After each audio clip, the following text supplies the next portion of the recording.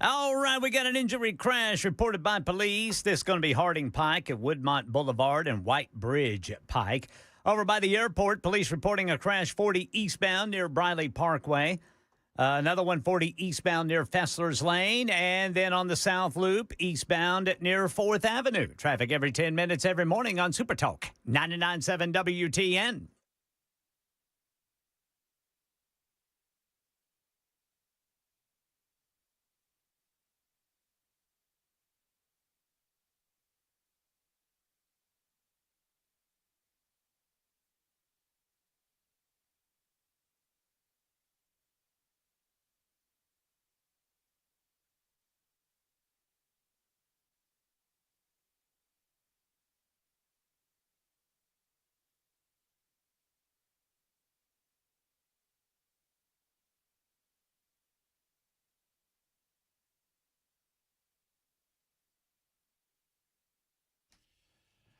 All right, kids, here we are. Here we go. It is the Matt Murphy Radio Show underway for another day. Happy to have you with us on this Thursday, July 24, 2025. It's our episode 849, 849th time that we visited with you on Super Talk 99.7 WTN. Said hello. Fare thee well. How you doing? Hope everything's going well for you. It's day 185 of 1460.5 of the Trump administration's second term, and there's much to discuss regarding that second term, and we'll do so throughout the course of the afternoon this afternoon. Tell a friend or a neighbor about the Matt Murphy Show. We're on the radio on 99.7 FM. You can find us on a variety of different apps. These applications that you carry around on that handheld computer that you call a telephone, Spotify, TuneIn, iHeart, just to name three. We have our own app. Download us and carry us wherever you go. Supertalk 99.7 WTN on the App Store. And then, of course, Talk TV, YouTube, Facebook, Twitter, Twitch, Rumble. YouTube, Facebook, Twitter, Twitch, Rumble. Communicate with the show, 615-737-9986. I'm pulling that phone line right up there close so I can get to your calls immediately, post-haste, as they say. 615-737-9986 is also the number where you can text us. Hit us up on the Super Text line. I can already tell, fellas, I'm going to be salty today because it's hot in this studio. I don't know why, but it's hot in this studio, and it's not going to bode well for you ne'er-do-wells or those of you that want to come at me because I'm getting grumpy. Brother. Yes, Jackson. So a normal day? Normal day, except a little hotter. I don't know why. Are they brighter? Is it brighter? It does look a little brighter in there. It does look brighter in there, Brother Murphy. Y'all say hello to each other. Talk amongst yourselves. What's up, Ken? How you doing? I'm doing all right, Brother Jackson. How about yourself, man? Oh, good. Did you see Nico Iamaleava talked for the first time at Big Ten Media Days today? No, what'd he have to say? Not much good. What about Boo Carter? Any movement on Boo Carter? Nothing that makes me happy. Wow. I leave for 30 seconds, and we're talking about Boo Carter when I get back. What happened there? I don't even know who Boo Carter is. This is what me and Ken have been talking about during the break. What did Nico have to say? It was mainly his coach is what I saw. You know, he's not really a chatty Cathy. Really? No. I don't feel like Nico's, they talk about cerebral quarterbacks. I don't feel like Nico's a cerebral quarterback. Well, when you give away $1.5 million, it's kind of hard to think of you as very cerebral. Brainiac. Yeah. That's all I got to say about that. Back to the news. Carson Beck said nice things about the University of Georgia. That was nice. Yeah. Yeah. So there you go. That's football talk on the non-sports station. So we obviously we have to talk about old Hulk. Yep. Hulk Hogan, 71 years of age. Look, I mean, cardiac arrest. We all got it coming. 71 feels a lot younger than it used to. And when I was a kid, 68, 70, that was old. Mm-hmm. You know what I mean? And I guess we're living longer, or it feels like we're living healthier lives longer. And maybe it's just because we're now in our 50s, Ken, that 71 does not seem old anymore. No, because I'm actually only about 13 years from it. I know, man. And I feel you. I don't like it. I don't like it either. I don't like it at all. I mean, but as my grandpa used to say, Ken, and as I've said often, my grandpa told me this. Yes. He said, son, getting old's hell, but it beats option B. You only got two options. Get old or don't. That's right. And option B sucks. Just ask Hulk Hogan. I like the way your grandpa broke things down. And he was the definition of a simple man. But the 1980s is taking a whacking this week with Ozzy Osbourne. Yes, sir. I forget his dadgum name. It's Jamal Warner. Malcolm Jamal Warner. And then, of course, Hulk Hogan. I was, you know what? I can't speak to it. I can speak to how famous he was. I mean, obviously, I got into wrestling with my grandpa with the WCW in Atlanta, Georgia, before it got all flashy and fancy, when Ole and Arn Anderson were over there. Oh, remember the Anderson brothers? Those boys. Yeah. And Ric Flair was over there. And the American Dream, Dusty Rhodes. Dusty Rhodes. I mean, just a big old fat guy wrestling and just getting after it. Famous. Yeah. Mr. Wrestling, he's the one that wore the mask. Yeah, that's... Mr. Wrestling. Jimmy... what was his name? Superfly Snuka. Remember, there was that guy. Anyway, I remember those guys. We watched those guys. My grandfather hated when the McMahon folks came on the scene and all of that. So we kind of fell out of that when we aged out of it. And I never got back into it. Yeah. But I recognize, I mean, he changed the dynamic. He turned wrestling into a niche thing. He and Vince McMahon, they turned it into an international deal. Mm-hmm. And there's no denying the impact that Hulk Hogan made on the entertainment world, certainly. Did he ever come to Nashville, you think? Hulk Hogan? Yeah, surely he did. I'm sure he did. I mean, look it up.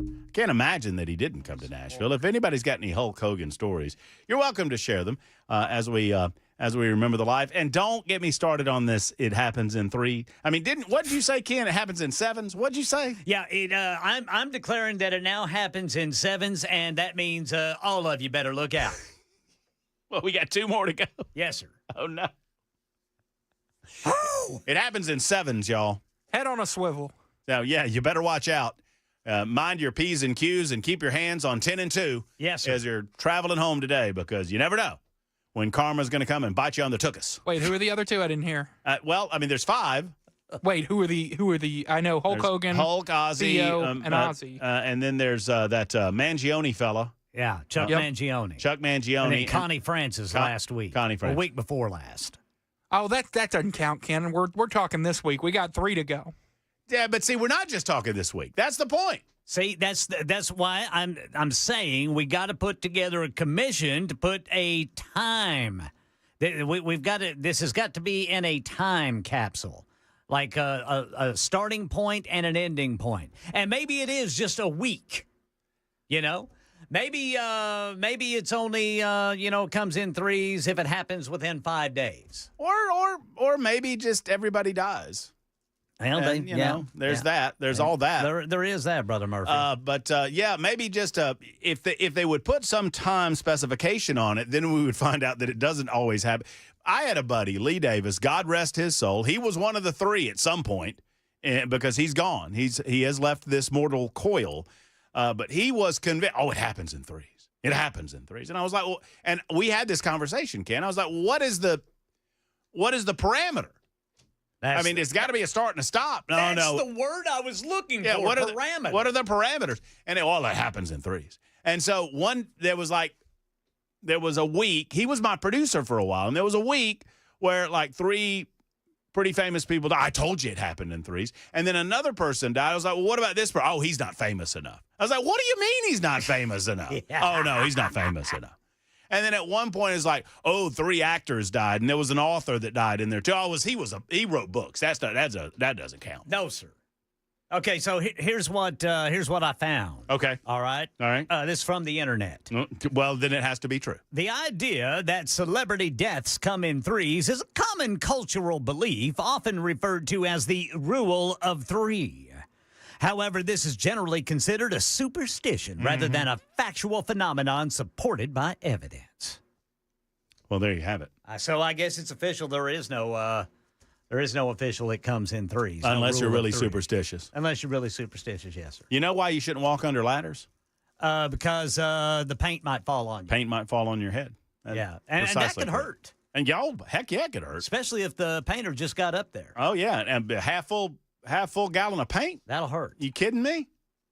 The lead singer of Golden Earring died this week, too, we're told. Really? Radar Love. Well, I got to look up that. What was the other one? They did Radar Love. Radar Love. Golden There was one other hit. They had 2 hits. They had Radar, Twilight Zone. And I'm living in the Twilight Zone. And the madhouse. I don't know the words, but I know the tune. There it is, boys. George Koemans. Well, I don't know how to spell. I'm butchering this name. Koemans. George Koemans.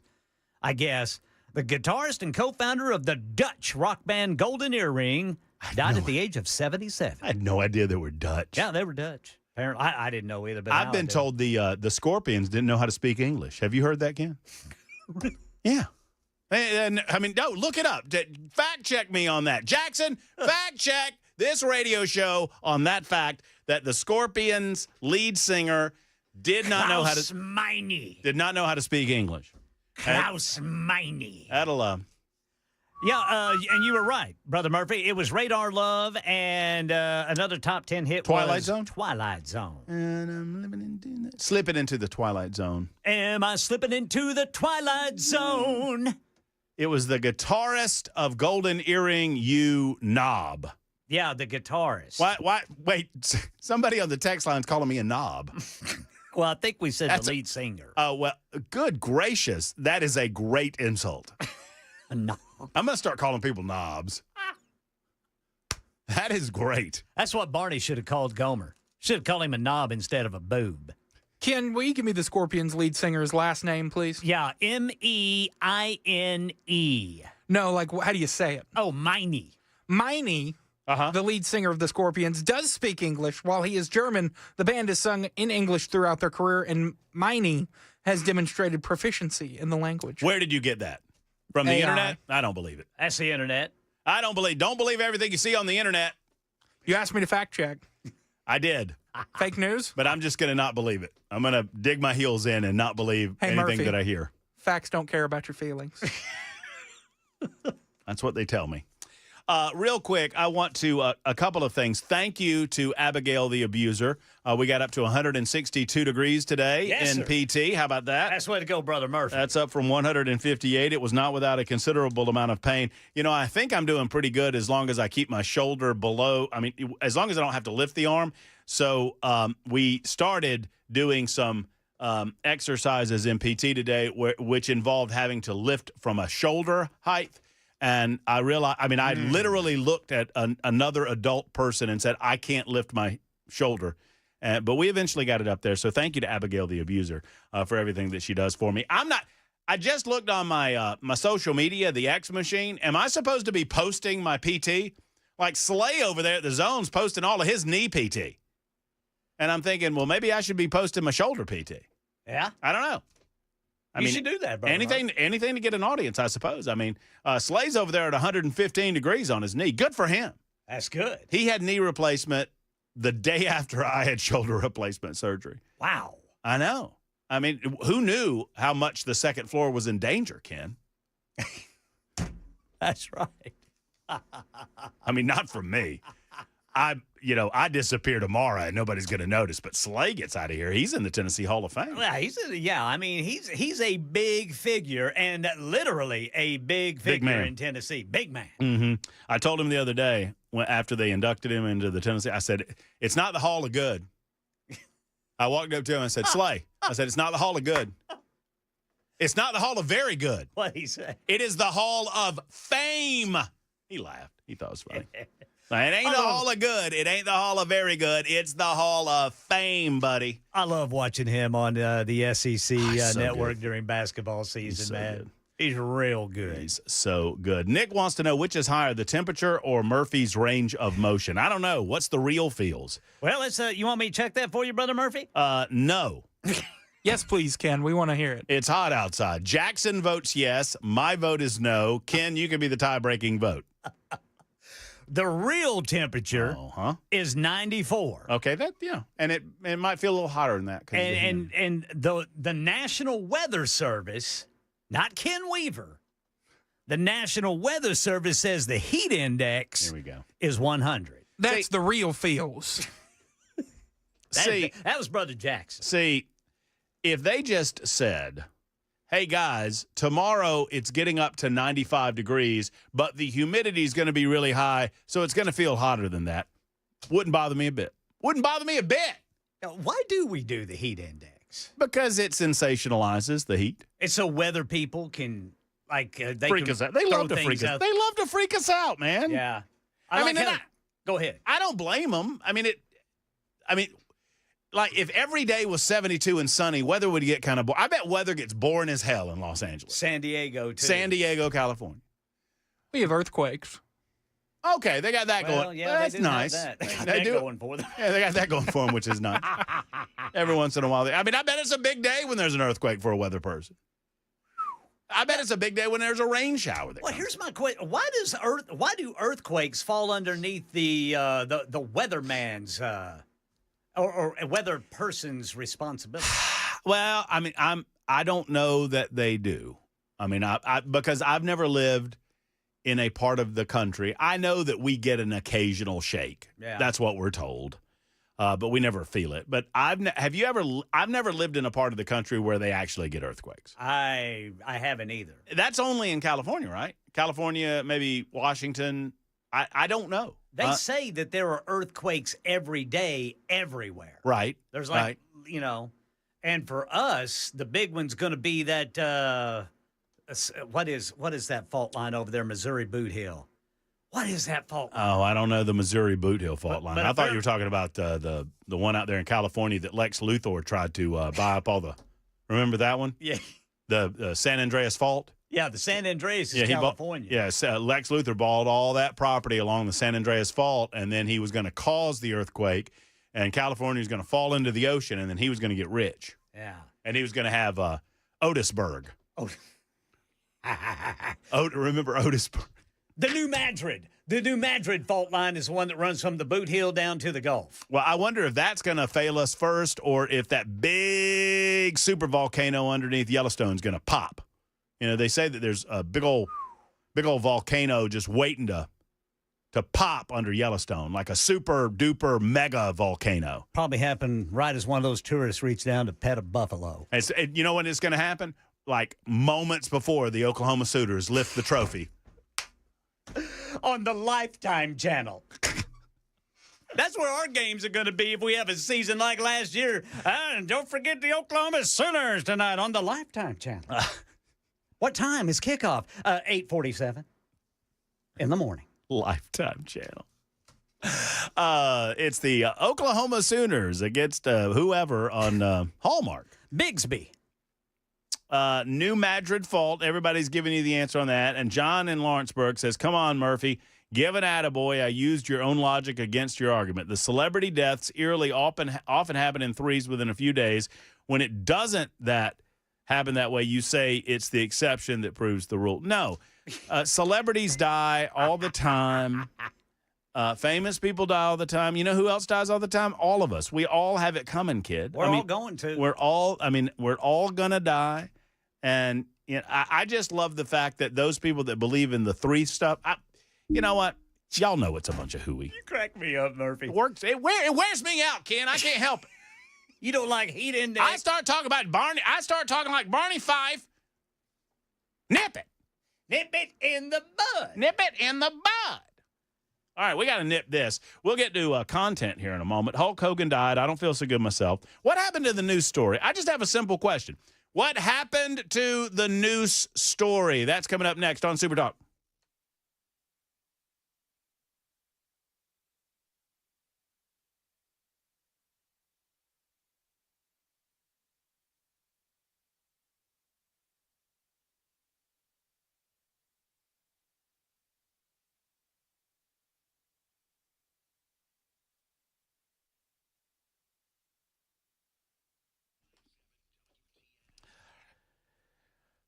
The Wellness Institute of Nashville wants to see you. If you're in pain in any form or fashion, if you have lower back pain, upper back pain, neck pain, knee pain, if it hurts anywhere on your person, let's get to the Wellness Institute of Nashville. As an incentive, they are offering you the Big Daddy Trump special, $12 for a comprehensive examination, x-rays if needed, a diagnosis, and your first treatment, all for just $12. Now, obviously, they're not making money that way. They just want to introduce you to the process to make sure that you understand that you can get better without needing surgery, without spinal injection, without painkillers. It's possible through the Wellness Institute of Nashville. And I know this from personal experience because I made the switch, and I want you to make the switch too. Painisbad.com is the website, painisbad.com, or call for that Big Daddy Trump special. 615-246-5009, 246-5009. Tell them Matt Murphy sent you to the Wellness Institute of Nashville.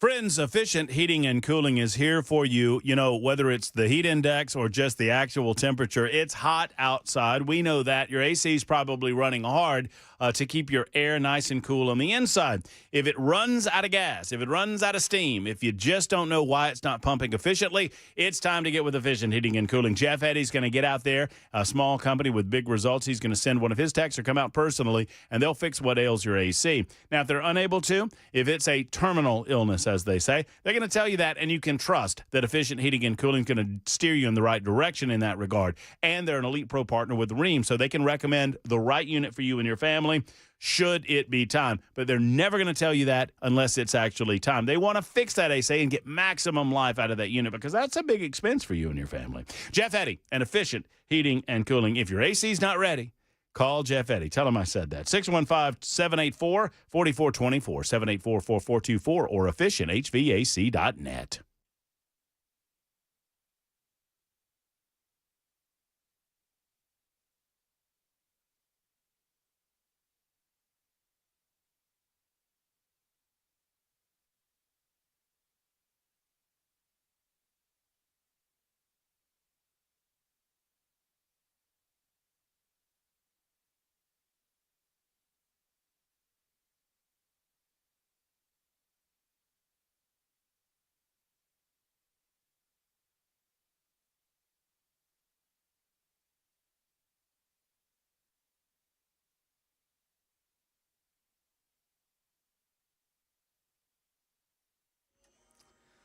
.30 on the dot. I'm Ken Weaver with your top stories. Right now, the real temperature, 94. The National Weather Service says it feels like 100 degrees out there, and there's very little chance for any of those relieving scattered showers and thunderstorms today. Full forecast and traffic coming up in 5 minutes.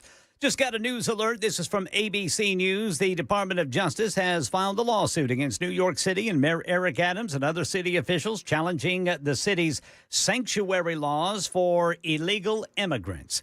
And Jeffrey Epstein files update. Department of Justice officials meeting with longtime Epstein associate Ghislaine Maxwell in Florida today as renewed interest in the case pushes for additional information to be made public.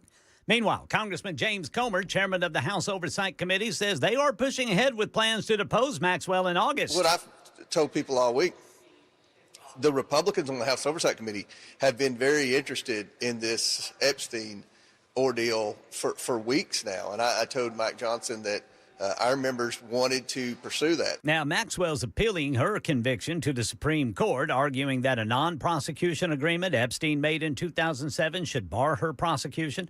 Here in Tennessee, staffers at Vanderbilt and the University of Tennessee have been caught on undercover recordings admitting to rebranding their DEI programs to sidestep new laws.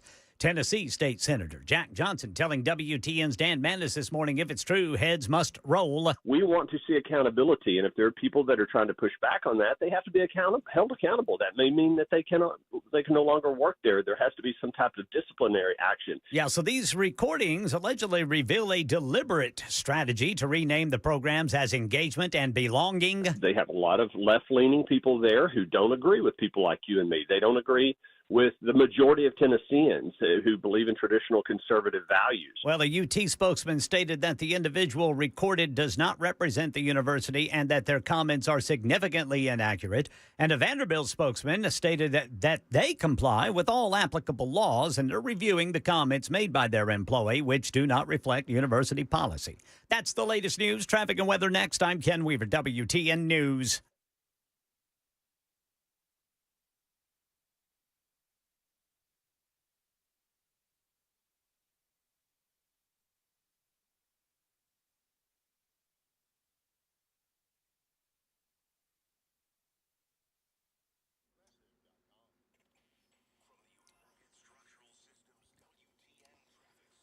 All right, police reporting a crash 40 eastbound near Briley Parkway East. That's right there by the airport. South side got a crash 40 eastbound near Fessler's Lane. And then on the South Loop downtown, 40 eastbound near 4th Avenue. Traffic every 10 minutes every morning on Super Talk 99.7 WTN.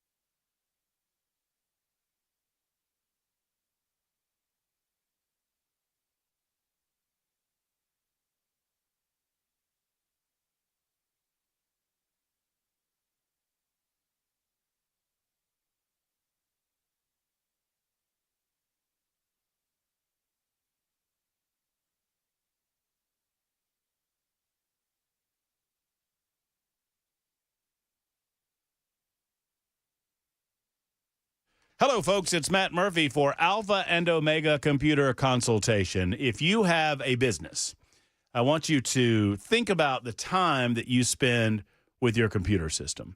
If you don't have anyone helping you with this, I mean, odds are you're not in the computer business. Odds are, if that's the case, you're spending way more time than you need to be working on your computer systems, working on your internet, working on your printers, working on your cybersecurity. Let's not make this a hassle. Hold on, I have to sneeze.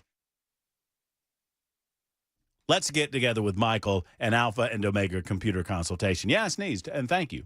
Bless me. I appreciate that. Bless you. No, that's all good. Michael and his team are there for you 24 hours a day, 7 days a week. When you call, and if there's anything that goes wrong with your computer system, now it's rare that happens, but if there's anything wrong, you call 24 hours a day, 7 days a week. There's service support right here in Middle Tennessee. You're not talking to somebody way far away in a faraway land. They take complete ownership of helping you with all of your IT issues. Every aspect of it, they're going to take ownership of, and you don't have to worry about it anymore. And that's a blessing for you. 615-784-0096, 784-0096, or ANO.net. That's ANO.net.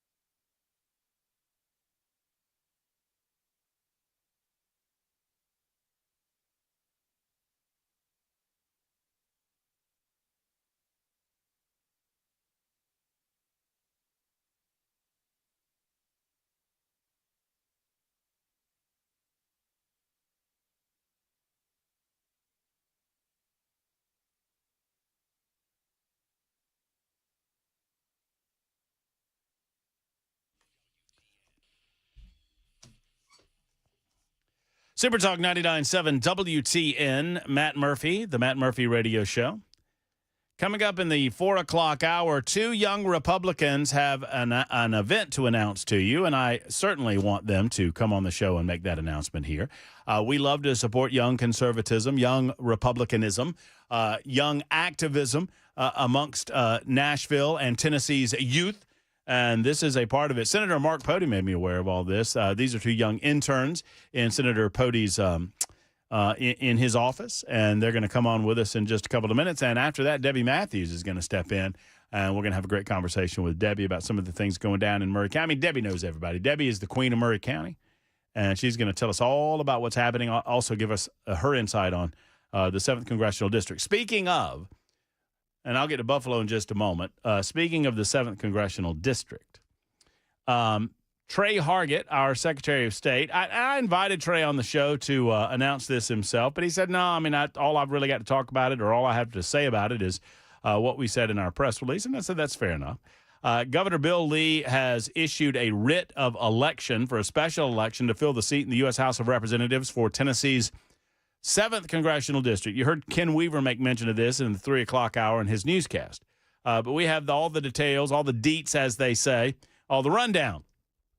So the Secretary of State is providing the timeline for the 7th Congressional District election. As an aside, I am told, not by Hargett, not by anyone within his office, but I am told that there are some within the apparatus of the state that are a little annoyed. You know, I'll give you 2 guesses.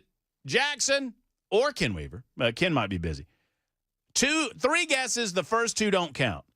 Who pays for this special election in Tennessee? The taxpayers. The taxpayers. That's correct. Well done. So had Congressman Green chosen to serve out his term as promised when he ran for re-election, we would not incur the expense. I have no idea what a special election is costing us. I could probably sleuth that out and figure it out. But it is not an inconsequential amount of money. And apparently, I am told there are some entities that are a little annoyed that they have to cover the nut on this. Either way, there has to be a 7th Congressional District special election, as now former Congressman Mark Green has resigned. The 7th District includes 14 counties in Middle and West Tennessee. I will not go over each of them. Here are the key election dates. The primary election for Democrats and Republicans will be held on October 7th of this year. That is, let's see, July to August. August is 2.5 months, thereabouts. The general election will happen December 2nd of this year. Important dates for candidates. Qualifying deadline to turn in paperwork to run is August 12th at noon. Tick-tock, tick-tock. The deadline to withdraw from the race is August 15th at noon, so just a couple of days after August 12th. Petitions can now be picked up from a county election office or the state election office and must be submitted to the state election office. Qualifications to run for U.S. Representative, to hold office of U.S. Representative, you must be. Jackson, check these boxes now. Maybe we might run you. You want to run? Let's see if I check the boxes. Okay, let's see if you qualify. Must be at least 25 years of age. Oh, got it. I'm 25. Okay.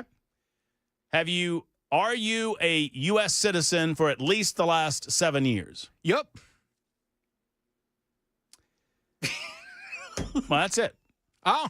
Now Way to go, Brother Jackson. Now, to qualify in a primary election, have you been a Tennessee resident for the last 3 years? Been a Tennessee resident for the last 25. There you go. Have you been a resident in the county represented for 1 year immediately preceding the election? So what county do you live in? Davidson. Okay, you qualify. Let's go. Let's run you. I bet you get more votes than some of these ne'er-do-wells. What if we have a felony? Some of these knobs. You got a felony, Brother You Jackson? got a felony? I was a nincompoop at one point. I'm just kidding. I don't have a felony. Dang, I was hoping you had a I felony. was getting ready to say, man, you got to tell us about I was this. really, really hoping you had a felony. Making myself an nincompoop. I mean, I was in a tanning bed in Florida. by the way, not ago. Things got hairy. forgot my sock. Forgot everything. Don't forget your sock. And my sunglasses. Gets bright in there. So people are giving, we've got Afton Bain coming on tomorrow in the 3 o'clock hour. She will be in studio with us. She is running as a Democrat in the 7th Congressional District, or as a 7th Congressional District representative. She's running for that seat. Well, she doesn't live in the 7th Congressional District, but she lives in Davidson County. And in order to qualify to run, if you live in a county that is a split county, you're allowed. Does that make sense? So even though she lives, I don't know if she's in 5 or 6, but even though she lives in a different district, let's say it's 5, because she's in Davidson County and Davidson County is split into thirds, she can run in 7. So she's allowed, but some are suggesting that you don't even live in the district. You can't even vote for yourself. We'll ask her about that tomorrow. How are the districts split up? Like Davidson County? Like, how did they come up with the split? Or, Davidson County's in thirds. Yeah, so 5 is West Nashville? Oh, boy. You're going to make me pull up the map? Yes. I'm curious. Yeah, it's split. I can pull it up. Hold on, congressional districts. Let's see. Jackson asking the host of the radio show, congressional districts, Tennessee. Here we go. Here is the mappy map. So this is, as of, all right, so, wait, this is Tennessee House districts. That's not right.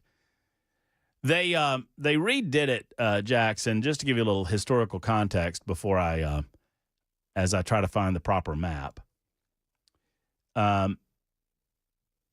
Jim Cooper was the 5th Congressional District representative representing all of Nashville and Davidson County.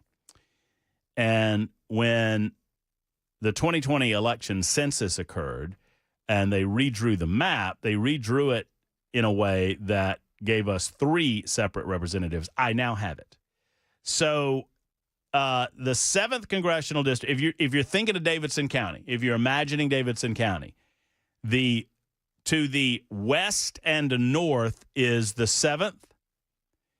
There is a sliver of Davidson County that is the 6th. That is to the north and to the east. So if you imagine a dividing line, the south, to the south of the dividing line across Davidson County is the 5th Congressional District, but that then snakes into Wilson County as well. Up to the north, towards Sumner County, that portion of Davidson County, I would suggest that's like Goodlettsville. That portion of the area is in the 6th, and to the west of that, heading toward Clarksville, is in the 7th Congressional District. Does everybody have that now? Is that good for y'all? Very good. Buffalo is next up. Buffalo, what's going on? So I don't know if you know the tale of Reelfoot Lake out in West Tennessee, Obion County, but there was a Chickasaw Indian chief who wanted to marry a Choctaw princess, and so he kidnapped this little princess and took him, and he was about to have a marriage ceremony, and the Great Spirit, as the Indians would call it, stomped his foot. Now, the chief was named Reelfoot because he had a deformed foot. So the Great Spirit stomped his foot. There was an earthquake associated, I guess that's with the New Madrid Fault. And the Mississippi River flowed backwards to fill up, roughly 7-acre lake, Reelfoot Lake, which you can fish unlimited crappie if you want to all year, every year, because it's nothing but a bunch of cypress stumps. But interestingly, this was way back, like 1811 or something like that. So, yeah, we do have earthquakes here in Tennessee. Well, yeah, I know that we have earthquakes. I think Alabama is similar, especially in the northern half of Alabama, where there are I don't even know that I would call them quakes, though. I would call them maybe quivers. There you go. Well, we have little earth quivers, not quakes. And there's a difference. But I appreciate the historical context. I guess an earthquake is what created Reelfoot Lake, which Reelfoot Lake, the only naturally occurring lake in the state of Tennessee, if I'm not mistaken. I think that's right. I believe I have my history correct on that. But if I'm to be corrected, it's probably going to happen 321 on the super text line. Y'all go ahead and do it. John is next. John, what's going on? Yeah, I just had a question. How come did he resign? Is he going to run for governor or something, or do you have another reason? No, he says he's got a job that's too good to pass up. Oh. He has a job in the private sector that's too good to pass up. That's what he says. There are other reasons for his timing that I'm not necessarily going to get in that are of a personal nature that most people who understand what those reasons are understand why he has decided to stop in the middle of his term. But that's, Okay. his public reason for resigning in the middle of the term is that he has a job opportunity in the private sector that's too good to pass up. Okay, that was my question. Thank you. Well, you're welcome. I appreciate that. You might recall that Congressman Mark Green had made an announcement that he was not going to run again. That happened a little over a year ago. And then eventually he rescinded that announcement and decided that he would run for re-election again. And my sources in D.C. tell me that he was convinced to do so because of the recognition of how narrow the margin would be in the House of Representatives after November of last year. He ran, he was reelected, and then obviously less than a year into his term, he has decided to call it quits, resign his position. I don't feel, look, we talk about a lot of things on this show. Believe it or not, for those of you who have listened to me for any length of time, there is a filter there, and some things, even for a public-facing persona like Mark Green's or a politician of any stripe, there are some things that are private in nature, and I'm not going to get into those things necessarily. Are there moments where private things become public things? Yeah. I think when it begins to affect your performance as a representative, the people that you are representing deserve to know why your performance has been impacted. But it feels to me like Congressman Mark Green has decided to go a different direction so that does not occur. And I'm trying to be delicate here. And I guess I can give him credit for that. That if he feels like there's any aspect of what's going on in his private life that might impact, and it might be as simple as he does, in fact, have an opportunity so incredible that it would necessitate that it cannot wait for another year. I would suggest to you that maybe there's a little more that's going on, but that's not, that's just me, and that's just you and I talking, right? That to say, we appreciate Mark Green's service as a doctor, as a member of the United States military, and as a congressperson. And we thank him for that, and hopefully he will have a good time in the private sector. 51 after the hour, Super Talk 99.7 WTN.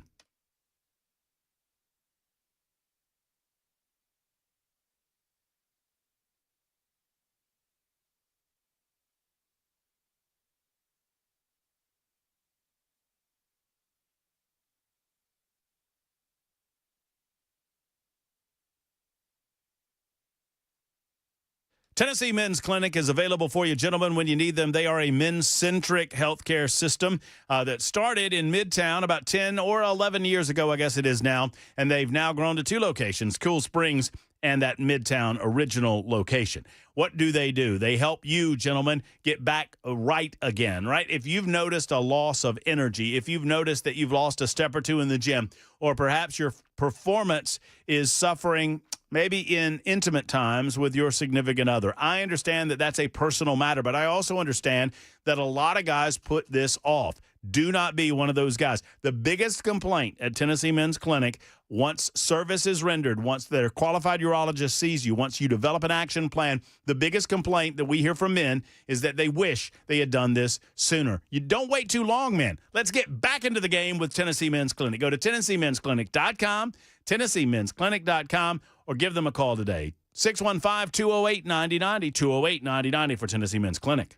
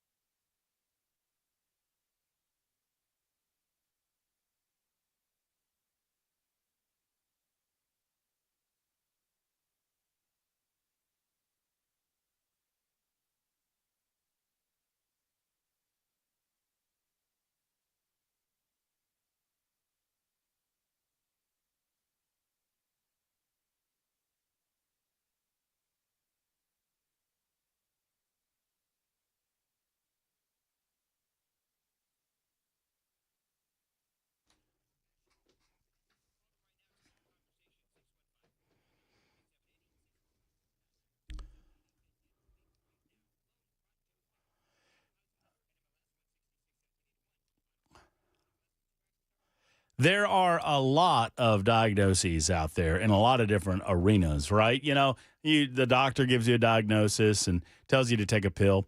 And, some are correct and some are sadly incorrect. If you get a diagnosis for your European automobile and it's from anywhere other than Eurofix, might I recommend, one, you're doing it wrong, and number two, you need a second opinion. Get a second opinion before you make that major decision. Eurofix is the home of second opinions, and here's the great thing.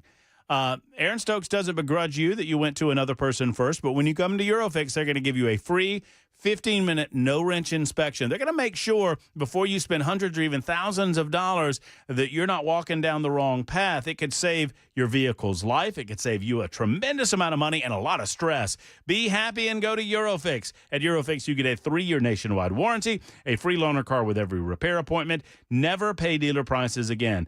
Franklin, 100 Oaks, Murfreesboro, Belmead, and Mount Juliet, 844-EUROFIX, or visit MyEurofix.com. That's MyEurofix.com.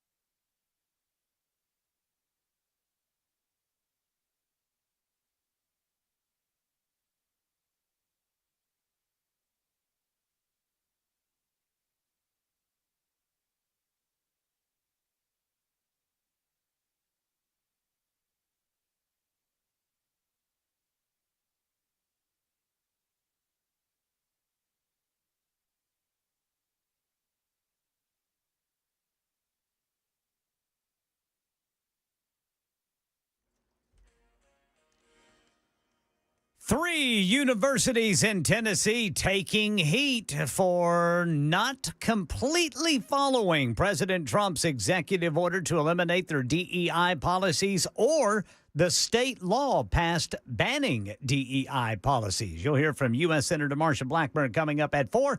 on Super Talk 99.7 WTN. Thank you, Ken Weaver. That's about 2.5 minutes from now. We have some very special guests coming up in the 4 o'clock hour. And, well, Debbie Matthews is a special guest as well. But our good friends Skylar and Morgan are going to stop by and tell us about an event that's happening in early August. They are interning with Senator Mark Pody. And I received a telephone call. Well, I guess it was a text message to begin with from Morgan.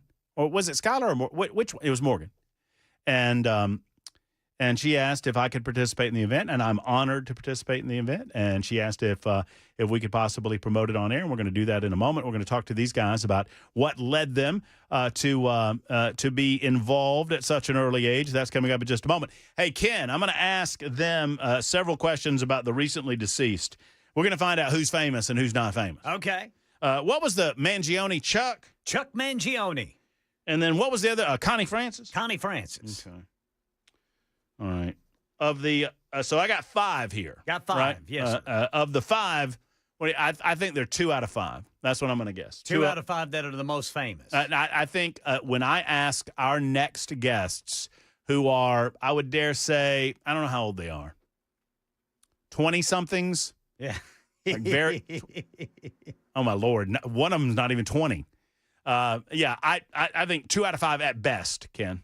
At best, 2 out of 5. All right. Maybe even 1 out of 5. We don't know. So we'll find out together. Also, all right, so speaking of confusing things, what happened to the news story? I'm a little confused. That's just kind of gone away, hasn't it, Brother Murphy? It seems to have gone away, Ken, and we have questions, and there aren't a lot of forthcoming answers. There is video surveillance, one would presume, on every inch of that property. I mean, I would be fascinated to find out that there wasn't. And yet we've seen not one single still image, not one photograph before or after the fact of this supposed noose that we were told shut down operations at the new Nissan Stadium for the better part of a day. We were told that they were going to get to the bottom of it. There was a $250,000 reward for more information as to who put the noose there and where and why and all of that. And all of this story has just seemingly gone away. And is anybody else interested in why? I am. Maybe we'll get to the bottom of it before all is said and done. That's hour number 1. 3 more to go. Super Talk 99.7 WTN, 615-737-9986. Tina and Roger, y'all hang in there as we continue. It's the Matt Murphy Show, episode 849. We proceed with the news right now.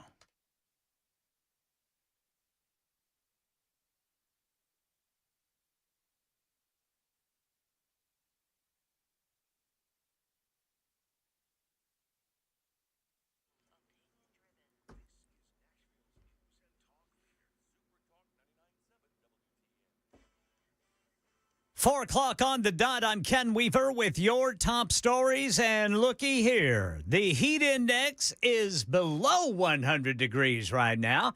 National Weather Service says the heat index is 96 and the real temperature is 91 in Music City.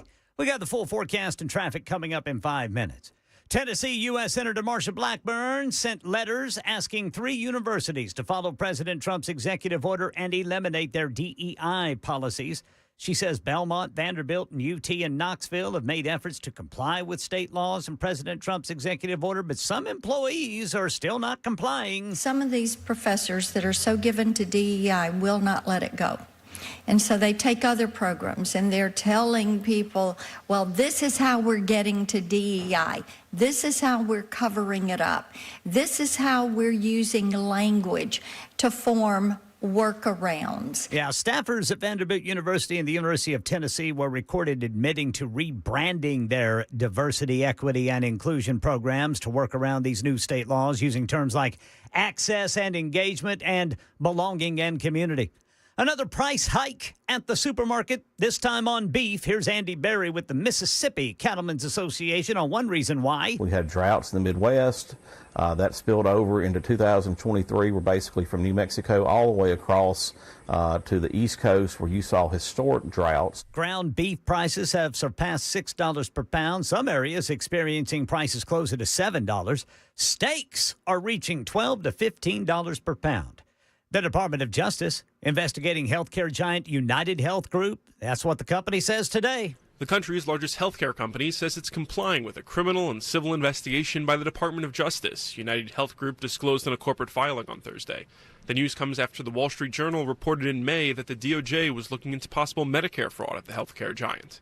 The company was thrown into the national spotlight after last year's fatal shooting of United Healthcare CEO Brian Thompson in New York, sparking a national conversation about frustrations with healthcare companies.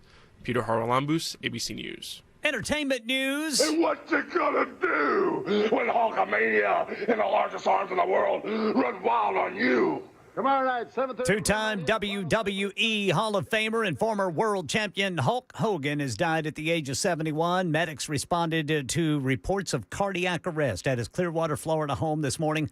Hogan was transported by ambulance on a stretcher, then declared dead at the hospital. We also lost a well-known jazz musician, Chuck Mangione, passing away at the age of 84. Reports say he died peacefully in his sleep at his home in Rochester, New York, and the cause of death, natural. That's the latest news. Traffic and weather next. I'm Ken Weaver, WTN News.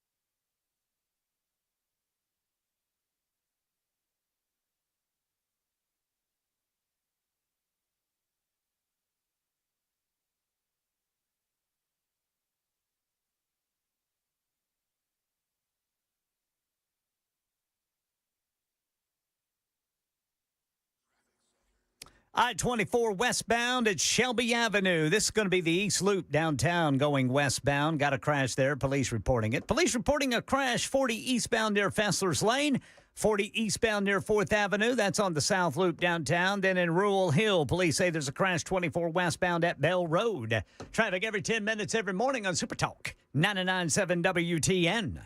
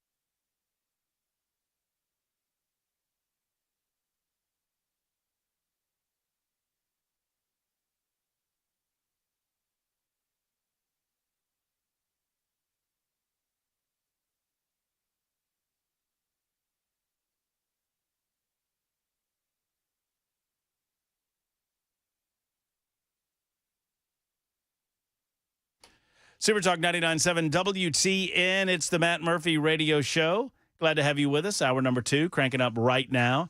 I was just telling our next two guests where the volume knobs are. I'm very loud, and so they're probably adjusting it lower as we speak.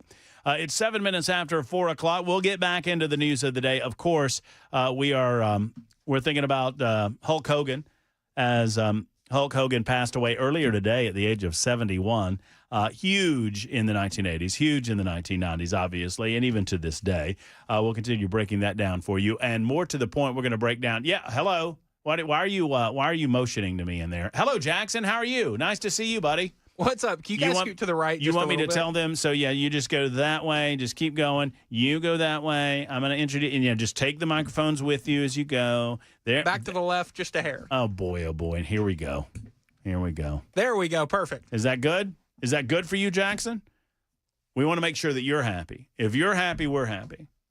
Are you happy? Yes. Okay, Jackson's happy. That's good. So I'm very excited anytime someone who is of the younger generation approaches us on the radio show and says, hey, I'm trying to do something to stimulate people of my generation to pay attention to what's going on around them, whether it's politics in the state of Tennessee, politics in Washington, D.C., and particularly if they are conservative in nature. And so when I got a telephone call I guess it was a text message initially from Morgan, who said, hey, would love to talk to you about perhaps being a part of an event that we're trying to put together. I was like, 100%. And then Morgan introduced me to Skylar. And now Morgan and Skylar are on the show with us to talk about Young Conservative Day on the Hill on August 8th, being brought to you by, I guess, in part, Senator Mark Pody, whom you're both interning with. Good afternoon, ladies. How are y'all? Hey, doing wonderful. Same here. Thank you so much for having us. We're so excited. It is a pleasure to have you in. I'm going to start with Morgan. Tell us a little about I pointed the wrong person. I'm going to start with Morgan. I mean, just tell everybody a little about yourself, where you're going to school, and what kind of led you into the world of politics. Yeah, so I go to the University of Evansville. I'm halfway done with college. I'm so excited. My mom actually got me into politics. I took the initiative, though, and I started getting into politics at around 16 or 17 years old. So my first campaign that I ever worked on was with Congressman Mark Green. And that really kicked off my, I guess, political career as of now. And I was doing all the campaign work, so knocking on doors, installing yard signs, the whole thing. Sure. And so that branched me off quite a bit. And I guess when I graduated high school, I started doing a lot more stuff with my mom as well. Like, for example, I went to Munich, Germany with her to attend just one of her conferences. She's a lobbyist for ViV Healthcare. And so she does a lot of great work, but I would never go into pharmaceutical lobbying. So I guess I kind of found my own path through going to all these conferences with her. And then I recently got done studying abroad, and I found Mark Pody on LinkedIn. And I chatted with him, and I messaged him saying, hey, I'm going to work for you. And he's like, great, let's set up a meeting. So we did, and here we are together. So, Skylar, tell us a little of your background. You're a little bit younger than Morgan, I guess. Yes, about a year or so. So I'm 19, so she's got a little bit more on me, but yes, sir. And where are you going to school? So I go to University of Tennessee, Knoxville, and I'm an agricultural leadership major, but I'm focusing in agricultural law and lobbying and all that has to do with the government side of agriculture. So I love it so much. It's really great. Yeah. Did you guys know each other before you were a part of Senator Mark Pody's internship program? So we didn't, which is really interesting because Morgan talked about going to conferences, and that's how kind of getting involved in the politics. And we met at a Forge Leadership Network Summit, and that was actually in June. So we've been working for Mark Pody for probably since May, and we had no idea who each other were, and we met each other at that conference, and we were like, hey, we work with the same person. Like, that's crazy. So it's been a good friendship, but also we work really well together, so she's great. Anybody that is listening to us right now that has met Senator Mark Pody is like, what in the world is it like to work? Mark Pody has more energy in his little finger than the three of us combined, I think. Absolutely. He is an incredibly enthusiastic, energetic, and optimistic senator. What's it like working for Senator Pody? I mean, you hit the nail on the head. He is a firecracker. We love him to death. He's really helped me grow as a person, not just within politics, but truly just as a person myself. And I don't know. He's just such a helpful guy, I guess, in that sense. What do you guys, yeah. Skylar, what do you do on a daily basis? Like, what's life like as an intern for a Tennessee state senator? Oh, okay. So, I show up to the Capitol, which is really fun. And originally I was in the Lebanon office. So I was just doing work with, going through emails, phone calls, talking to new voters. So a lot of really good skills that I've been growing there. But then I got moved to the Capitol, which has been super fun because, I'm going to the Capitol. I'm seeing a lot of really awesome people. And day in the life, I show up and really we were given this really awesome event that we were in charge of. And we've built it from the ground up. And that's really been our number one task for both of us. And so mostly just working with people. Senator Pody, he's done a wonderful job with making sure that Morgan and I feel that we are equipped when we leave our internship, that we feel that we, got in front of the right people and we were able to make those connections. So every single day I talk to a new person, I meet a new person, and it's a wonderful experience. Are both of you guys at the Capitol? You're at the Capitol too? Yes, I am. Are there still interns at the Lebanon office? There is, yes. I bet the Lebanon office interns hate you guys because you guys get to go to. I know. If there would be some rivalry there, right? But wouldn't you want to be at the state capitol as opposed to the Lebanon office? So, actually, I'm not 100% sure. I say we are such a close family, almost. Like, I love all the other interns. We are. I'm trying to get you in trouble with those interns. No. This is what I do. I just Shout out to the other interns. Yes. They're amazing. They're great. They're awesome. So, how many? So he is the Lebanon office and then the state capitol office. Yes, and sir. That's it. So before we get into the event, I'm just curious what people of your generation are talking about. Are your? I understand that you guys are in tune with what's going on, and I'm thankful for it. Because we absolutely need the next generation of young people to become in their 20s and their 30s paying attention to what's going on. But would you say in your experience, either in high school or in college, are most youngsters paying attention to politics? I'd say the only way that they would pay attention within politics is through TikTok. Like everything. Boy. Yeah, I know. That's Getting not their good. information from, scrolling on Instagram, those Like doom TikTok scrolling, videos. you know? Yeah. Mhm. So informed, just being informed on politics with our generation, It's so bad. It's really bad. You don't know what information that these people are getting, what they're believing. Sometimes it's just completely different and opposite from the truth. There is some truth in it, but you got to be careful. You got to be careful with our generation. I would guess, and it's dangerous to guess because I don't know. I don't run in the circles that you guys run in, obviously, but I would guess that there's a lot of divergent opinions about our president of the United States. I would think that most people your age, just if they're getting their information from those sources, they're getting a lot of bad information Right. about. So I guess within our generation, you are either a diehard Trump fan or you want him dead 6 feet under. Yeah. That's sad, but true. Yeah. That's where we come in our politics. Do you try to talk to those, if you encounter those of your age that or of that opinion, if they just hate him and they bought into the liberal narrative about the type of person he is, do you try to talk them out of that? Or do you just kind of like because what I do every day, some of these folks, there's no talking to them. Right. And it's a hard conversation to have. You don't want to come up to someone and say, hey, you're wrong. Everything you believe in is wrong. So biggest thing is saying, where'd you get your information? Like, where are you hearing this? Who are you listening to? And that's the biggest thing I think you can say when you approach those different opinions. Whether it's in Evansville or at UT, are you hesitant to tell folks that you're conservative? I was at first. So my freshman year of college, I tried to start the Turning Point USA chapter at my school. Yeah. The very first person I took it to, in the school board, said, absolutely not, leave my office now. And so I just walked out and I was like, oh, okay. And then I tried to tell a few of my other friends, hey, this happened. And they were like, well, yeah, that's because you're a Republican. I was like, oh, okay. Right. Yeah. I say similar to Morgan, at the beginning I was a little like, I don't want to talk about it because, everyone will shun you for what you believe in sometimes. But, until recently it's, this is what I believe in. This is what I know. So not too bothered really to publicly say, hey, I'm conservative. This is what I believe in. Right. And then I've had, over the past few days, I've had a lot of help from actually some of the Forge folks that we know. Katie, she's been a great help. She's actually helped me go through all of the national bylaws within Turning Point USA and how to get that started on my campus. And so I'm going to start it in the fall. Whether they like it or not, it's going to happen. 1,000%. Good for you. I mean, well, obviously you can. You have the ability to do it. Whether you have support from some of the faculty or not. I mean, I truly believe that young conservatives, and I would throw maybe to a certain degree young libertarians, but less so because, libertarian, they think they're cool.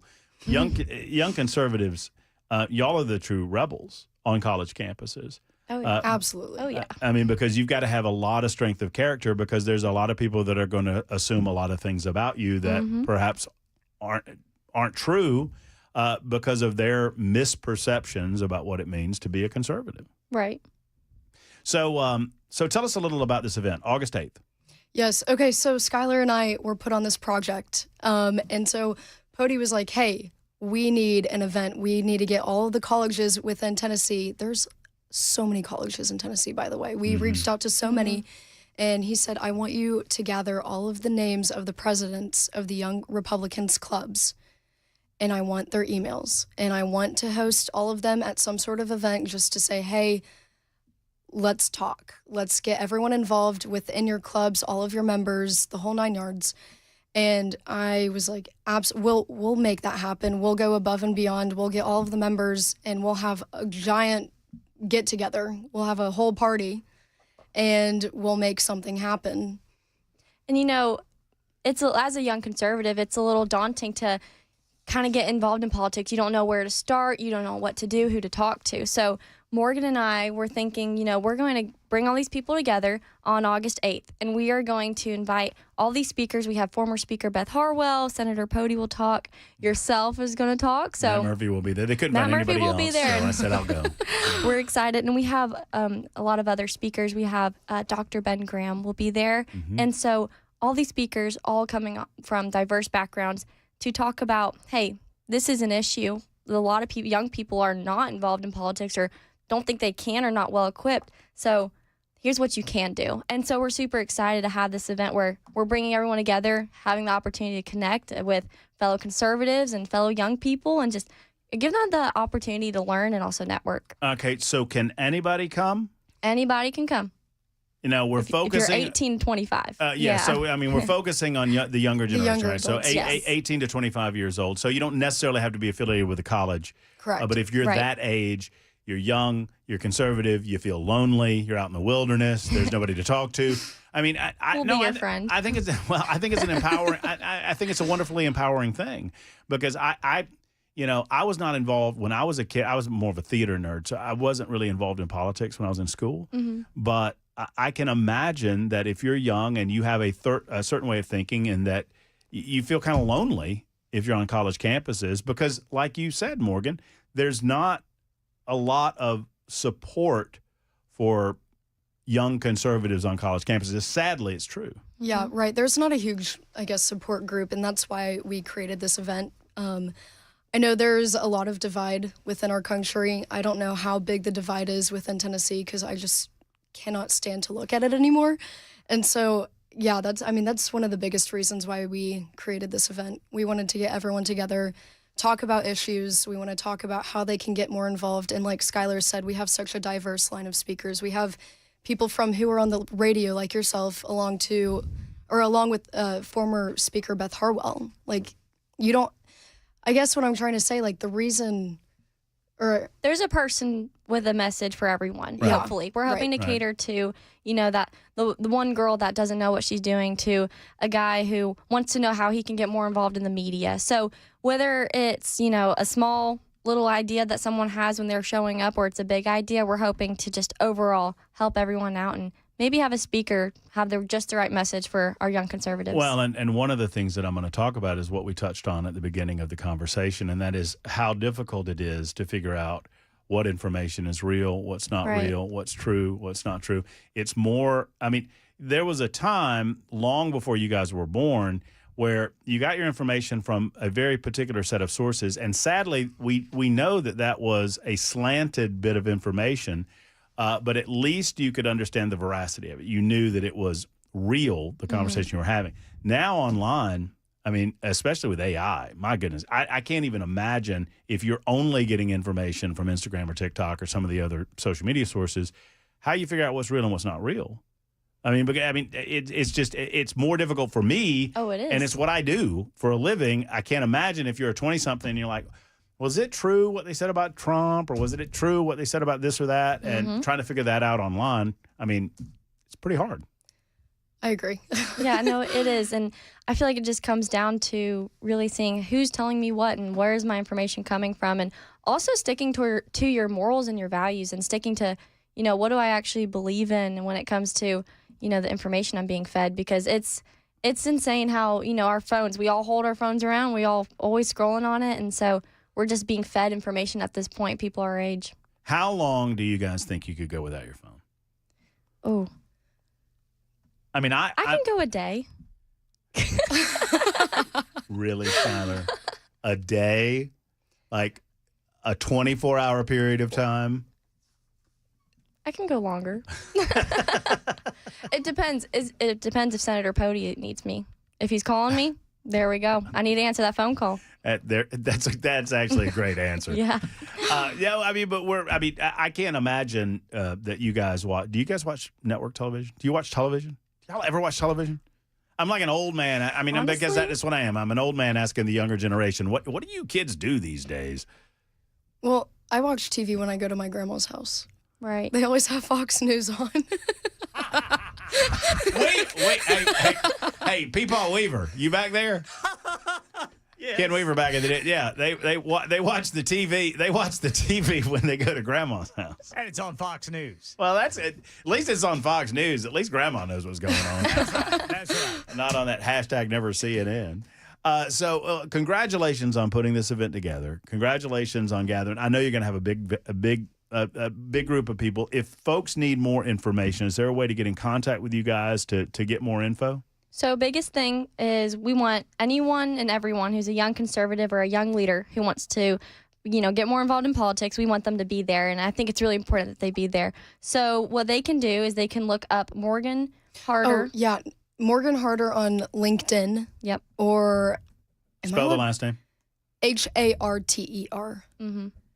Ter. Okay. Yes. Morgan Harder. And then I always have the flyer for the Young Conservatives Day on the Hill posted on my Instagram story. Mm-hmm. Like every time it goes away, I'll put it right back up. So you think they're doing that on purpose? You think they're doing that to you? Yeah, I think they want to take it away from me. I don't the think they want me to algorithm, promote my event. Yeah, Right. Probably so. And it's also on my LinkedIn as well, Skylar Baird. So if you look up us on Instagram, B-A-I-R-D. Yes, sir. Yeah. So just look us up on Instagram, and it'll be on our stories with our registration link. We'd love to have your name written in there so we know our numbers, and then LinkedIn. And really, if you just show up to the Capitol on August 8th from around 1, we'll just kind of sweep you into the House floor. Now, in the interest of full disclosure, Morgan, you and I came to know one another through your through Dawn Davenport, who is, I almost called her your mother-in-law. That's not true. It's your stepmother. So do you have any skin? You got any dirt on Dawn that I could use against her at any future time? Ooh, let's see. She drives. We all know she drives like a maniac. Oh my gosh, it is. Do you so ride bad. with her? No, I don't want to. It's scary. Is she crazy about her Auburn Tigers when you're around? Oh my gosh, yes. It's like Auburn 24/7. Yeah, that's unfortunate. War Eagle 24/7. Yeah. We have a cute little baby 5-year-old, Miss Hadley Babette. Have you fallen into the War Eagle, all of that? Absolutely not. Go Go Vols. Go Vols. Oh boy! Shout out Ron, Mr. Slay. Well, good for you. Good for you. Independent all the way. Well, thank you for being here. Thank you for spending time to put this event together. I hopefully it's a well-attended event. If y'all want to come and you're I'm getting a question about 17-year-olds. 17-year-olds? High school students? I was 16, 17-ish when I started. Yeah, why not? Bring your 17-year-old. We'd be happy to have them there. And if there are any parents who are coming or who are watching, listening, yeah, sure. whatever that might be, who have children or younger adults of that age, Tell Tell them 'em about about it. it. Tell them to come. It'll be good. Yeah, y'all get your kids out there to get them involved in politics. Young Conservative Leadership, August 8th, 1 to 4 p.m. in the Tennessee State Capitol House chambers, and more information can be found on you guys' socials. Thank you guys for stopping in. Thank you for having Thank us. you so much. Thanks, Skylar and Morgan. We'll be back in just a moment. It's the Murphy Show on Super Talk.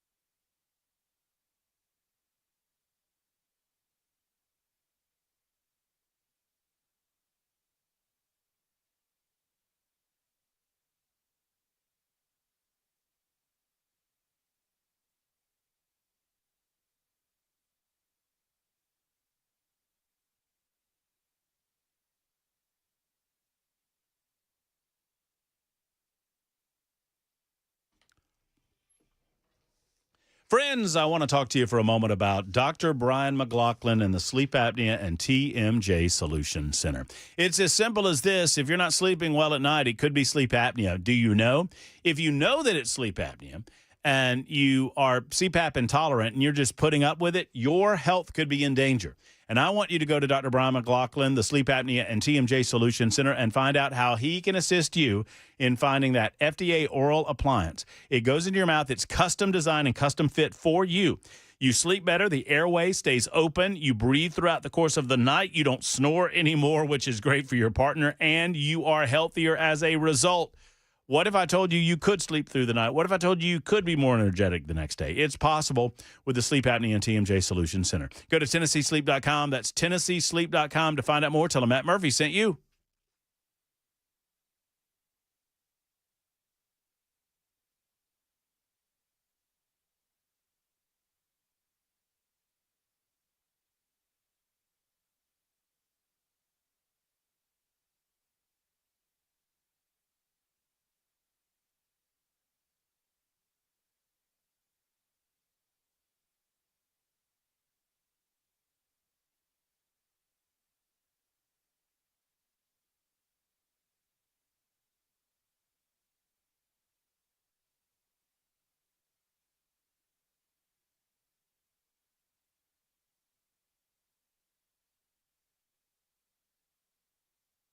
I'm Ken Weaver with your top stories. Got the full forecast and traffic coming up in 5 minutes. Right now, we've got the actual temperature of 91 degrees.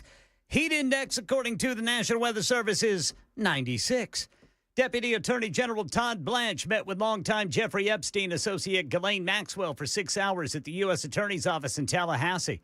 This was the first time her attorney, David O. Marcus, said that she had been able to answer substantive questions from federal prosecutors. She answered all the questions and answered them honestly, so we're happy with how it went. Now, we don't know what those questions were. The attorney declined to say. We're not going to comment on the substance, but there were a lot of questions, and we went all day, and she answered every one of them. She never just said, I'm not going to answer, never declined. He did not say whether there would be any kind of a follow-up meeting or what may have come out of this. Here in Middle Tennessee, reports say staffers at Vanderbilt and the University of Tennessee have been caught on undercover recordings admitting to rebranding their DEI programs to sidestep new laws. Tennessee State Senator Jack Johnson telling WTN's Dan Mandis Show if it's true, heads must roll. We want to see accountability, and if there are people that are trying to push back on that, they have to be held accountable. That may mean that they can no longer work there. There has to be some type of disciplinary action. Yeah, the recordings reveal a deliberate strategy to rename the programs as Engagement and Belonging. But it appears to be people that are lower-level staffer type people that perhaps don't like the fact that we banned diversity, equity, and inclusion in the state of Tennessee and are trying to find ways around it to still try to implement it. We're not going to accept that in Tennessee. We're not going to have that. Yeah, spokespersons for both UT and Vanderbilt say they are looking into the matter. Two-time WWE Hall of Famer and former world champion Hulk Hogan has died at the age of 71. And what you gonna do when Hulkamania and the largest arms in the world run wild on you? Medics responded to reports of cardiac arrest at Hogan's Clearwater, Florida home. Police and EMTs seen at the residence, and Hogan transported by ambulance on a stretcher. He was pronounced deceased at the hospital. That's the latest news. Traffic and weather next. I'm Ken Weaver, WTN News.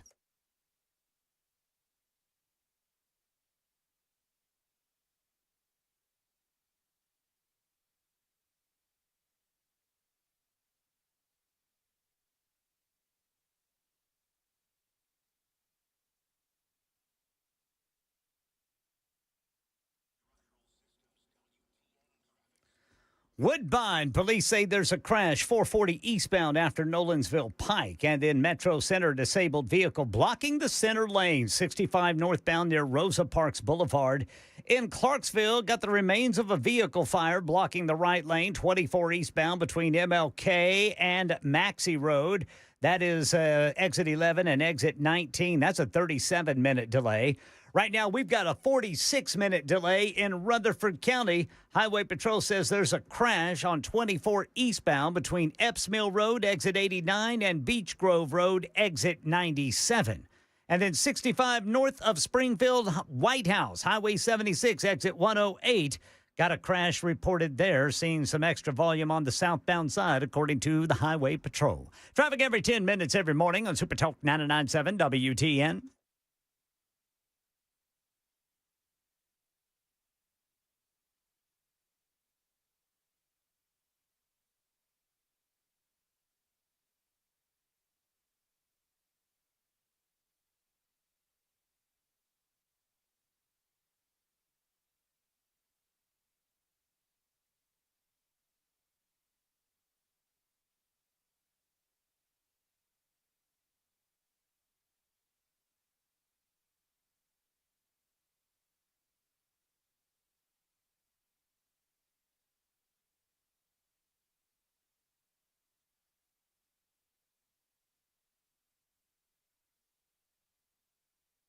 Friends, if you have trouble with your foundation, I encourage you to call USS. United Structural Systems is a foundation repair and waterproofing company that has served Middle Tennessee since 1994 with almost 30,000 satisfied residential customers now.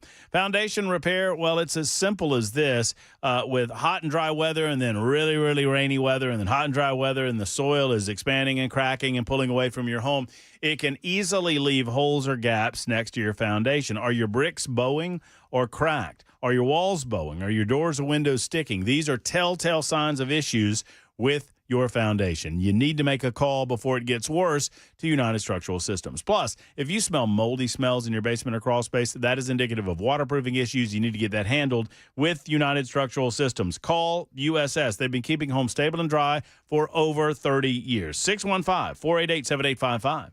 488-7855 or USSTN.com for United Structural Systems.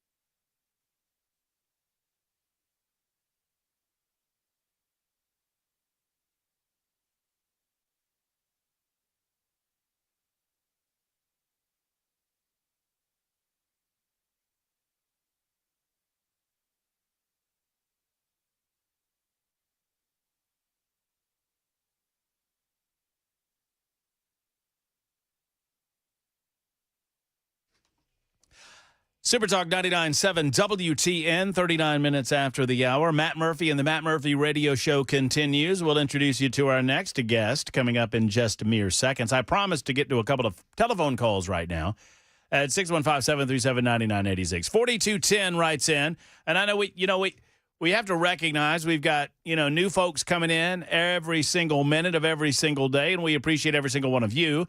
And so we might seem as if we're repeating ourselves, but we're trying to catch up. Everybody needs to catch up. And I just got the question, did Hulk Hogan die? Yes, sadly, Hulk Hogan, it was announced earlier today, passed away. He had a cardiac arrest, a heart attack. And has passed away at the age of 71. I'm sad to be the one to tell you 4210, but that is a fact. 615-737-9986. Tina wants to talk about a subject that I never believed would have come up today, fault lines. Hey, Tina, how are you? Alrighty, how are you doing, Matt? I'm doing well. I just wanted to comment on, you had mentioned to the last caller about New Madrid that you felt like there's a difference between earthquakes and quivers. And I agree with that. However, the New Madrid earthquakes were 4 major earthquakes between November of 1811 and February of 1812. They estimate they were between 8 and 9 on the Richter scale. And there were over 2,000 aftershocks. Yeah, that's huge. So it is something to pay attention to. They estimated that because of where it was felt, it actually rang the church bells in Boston. That's big. That's how massive it. That's big. Yeah, it was pretty big, but it didn't get a lot of press because there was not a lot of settlement in the area, so there wasn't much damage. So that's all changed now. So it is something to consider, something you might want to get insurance for your homes. I learned. That's a long time ago, though. No, they're saying it's about to happen again. Oh, Is it about to? Debbie Matthews is with us, by the way. See, Debbie. I learn something every time I'm on the Matt Murphy Show. Yeah, thank you, Hey, Tina. Debbie. Tina, you were awesome. That was great information. Man, That is good info. I'm going to repeat that about the bells ringing in Boston. That was awesome. I was in an earthquake once. Thank you, Tina. I was in an earthquake once. Where are you now? Frankfurt, Germany, of all the places. Mm-hmm. I was setting up the U.S. Air's reservation office over there in Frankfurt. We just started a route. And By the way, good to see you too, Debbie. Debbie, every time Debbie comes on, she is like a house of fire on this radio show. She comes in and somebody has wound you up outside and you're unleashed. And I love it. I'm so love excited. it. Listen, I'm sort of slighted. I have not been on the new time show since December. You are the queen of Murray County. I am. Is that? I mean, that's what I'm calling you, and I don't care if you like it or not. But that's your new nickname. I love it. The Queen of Murray County. I always say if I were queen for the day, I would do this. And if people did what I told them to, it'd be awesome. It'd be all problems would be solved. Enough, but you know, everybody loves Debbie Matthews. Everybody. You know what? Everybody. We have fun. You know, because I'm on. Well, this morning the guys got mad at me. I'm on a show in Columbia called Three Dudes with a View on WKOM 101.7, where we fight every morning at 8:00. So they were reading that article yesterday. And you're not one of the dudes. You're a dudette. I'm the guest dude Wednesdays and Thursdays. Okay. Yes. So I'm on. You're a dude. What do we call you? A dudette? Yeah, a dudette, I would say. Okay. But dude's fine too. Dude's cool. Sure. But this morning they wanted to make sure that they read that about Hillary being an politics. You know, it came out that she was emotionally crazy. And on drugs. The director of national intelligence said that the Russians had the information that she was on tranquilizers. It came out today that Russia had the sex calls between Monica and Bill, and they were blackmailing the White House. This was one reason that she was crazy, okay? But these guys today said, oh, well, I knew she was crazy when she threw the lamp.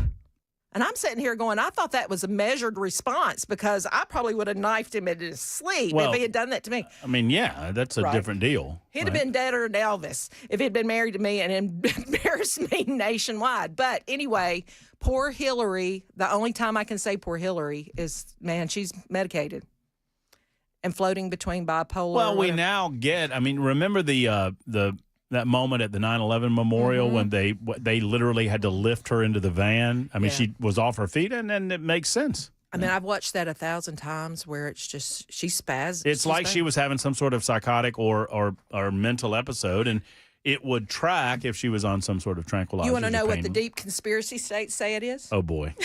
Do you want to know? Debbie is always bringing the conspiracy theories. Well, listen, just because you don't believe in conspiracy theories just means you're not informed. You haven't been reading it. I believe in anything. So, so there are people that say. Some say that she was having. That Hillary's a dude. No. No, okay. No, that's Michelle. No. Mike, Big Mike, we call her. Can you believe he came out this week and said young black men need to have a gay mentor in their life? I haven't talked about it because it was so weird, and I talk as little about Barack Obama as I possibly can. Yeah. But yes, it just came for out those of the who blue. missed it, it was out of the blue, and he said that every young man needs to have a gay mentor or something or another. And I'm like, what? Mm-hmm. No. Yeah. No, thank you. What was the conspiracy there? Go. Well, some people say that she uses adrenochrome and that she was having withdrawals, and it causes this thing. I don't know what is that. Adrenochrome. You can look it up. It's basically human blood, but it's distilled with enzymes when you're in a fearful state. Okay. So go down that rabbit hole and just take a listen. Oh my goodness. Yeah, but they're the things in different countries of people that tend to do this either intravenously to make themselves young, which Keith Richards has done, other people have done, is that when you go through a withdrawal, it's called. There's a certain name for it, and you jerk like this. You do this jerking like she thing. was doing outside of the van. Now that's what the conspiracy theorists. That's what the conspiracy theorists say. So we'll just see. I mean, right now, conspiracy theorists are batting 1,000.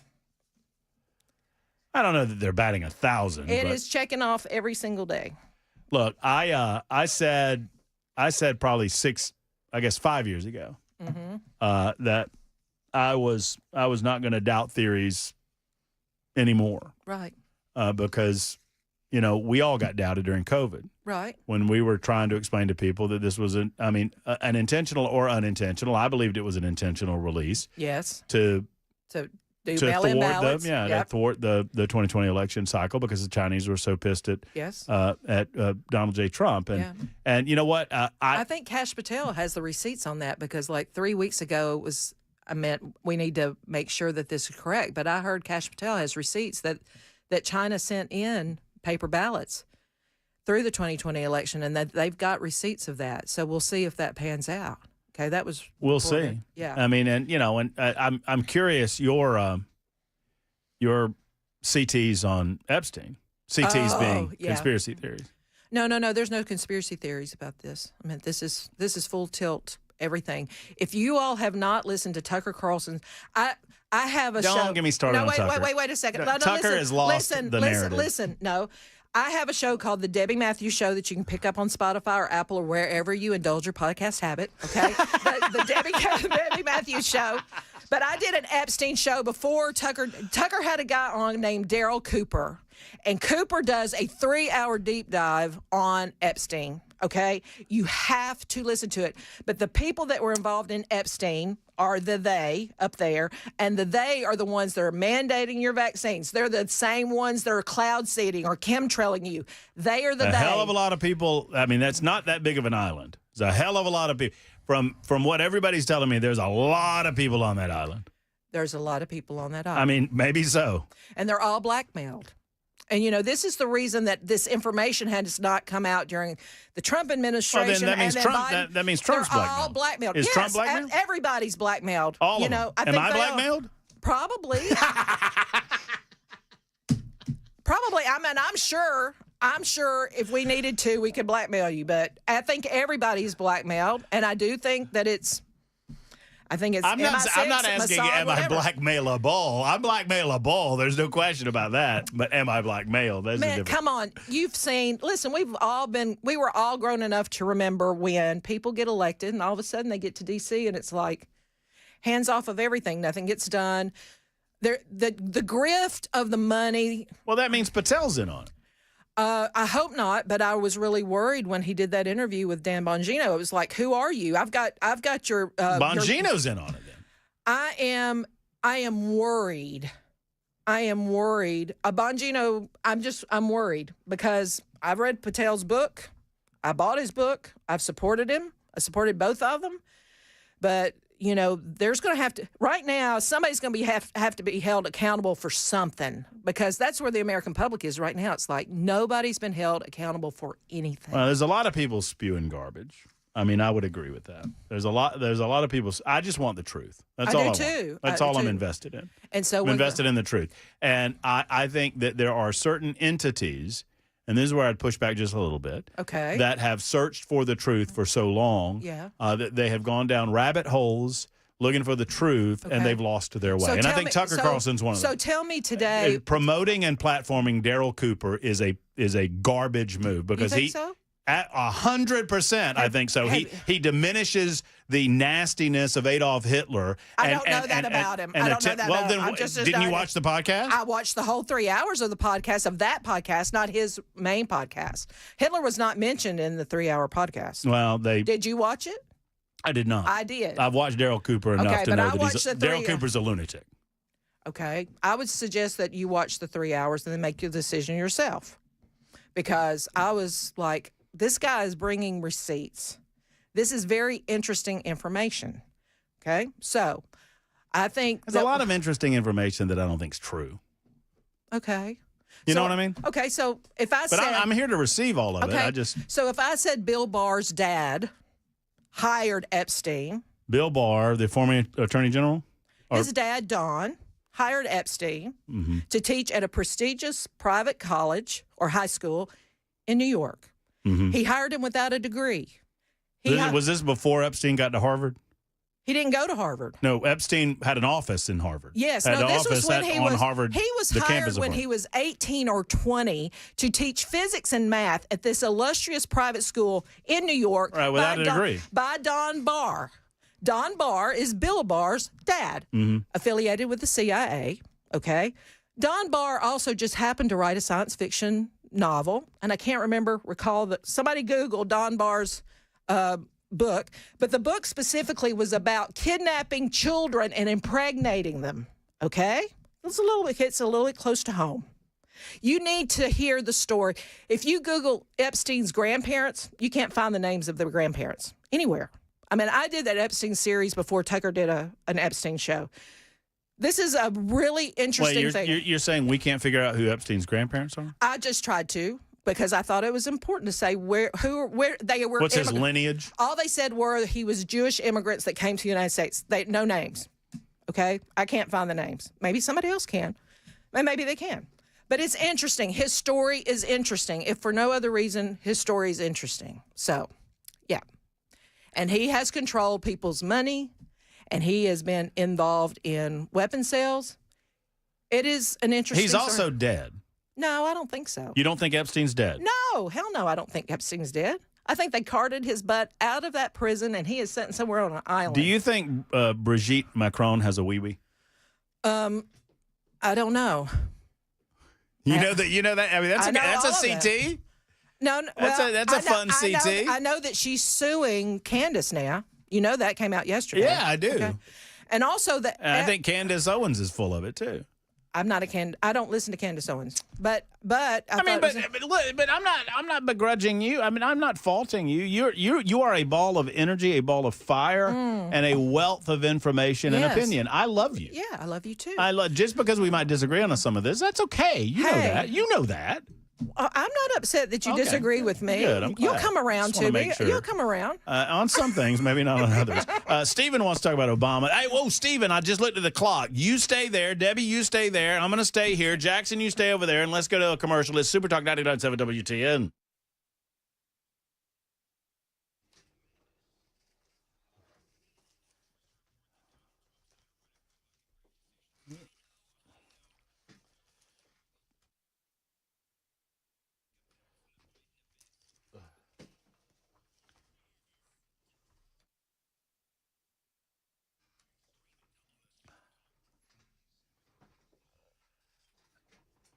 Hello, friends. Matt Murphy for Grace Point Healthcare. Not only do they have affordable, convenient, and comprehensive medicine, they are a direct pay healthcare provider. What does that mean to you? Well, two main things. Number one, you know exactly what your healthcare costs, which most people don't know that go through the insurance route. Number two, your insurance company is not dictating your health for you and your doctor. Your healthcare decision should be made between you and a doctor, not between you and a doctor and an insurance company and a pharmaceutical company and who knows who else. At Grace Point Healthcare, they don't allow that to happen. And now, thanks to the big, beautiful bill that became the big, beautiful law, your HSA, your health savings account, can be used for the Smart Care plan. $69 a month, you get unlimited office visits plus free basic labs and diagnostics. Grace Point Healthcare, modern medicine delivered the old-fashioned way. 599-6868. That's 599-6868. I absolutely love these guys, and I know you will too. It's Grace Point Healthcare.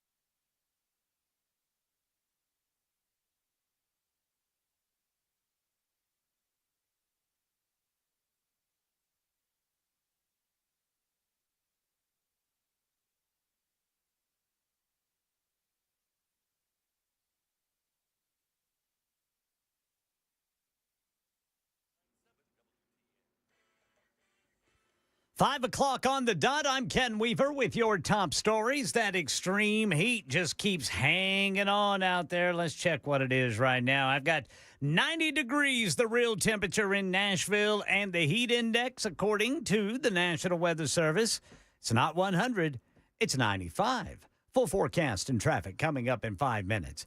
Deputy Attorney General Todd Blanche met with longtime Jeffrey Epstein associate Ghislaine Maxwell for 6 hours at the U.S. Attorney's Office in Tallahassee today. This was the first time her attorney, David O'Marcus, said that she had been able to answer substantive questions from federal prosecutors. Here's Aaron Katursky with more. Whether she had information on other potential criminals, we're not sure. Prosecutors have never suggested others necessarily exist. But she answered every question, according to her attorney, that Blanche may have had.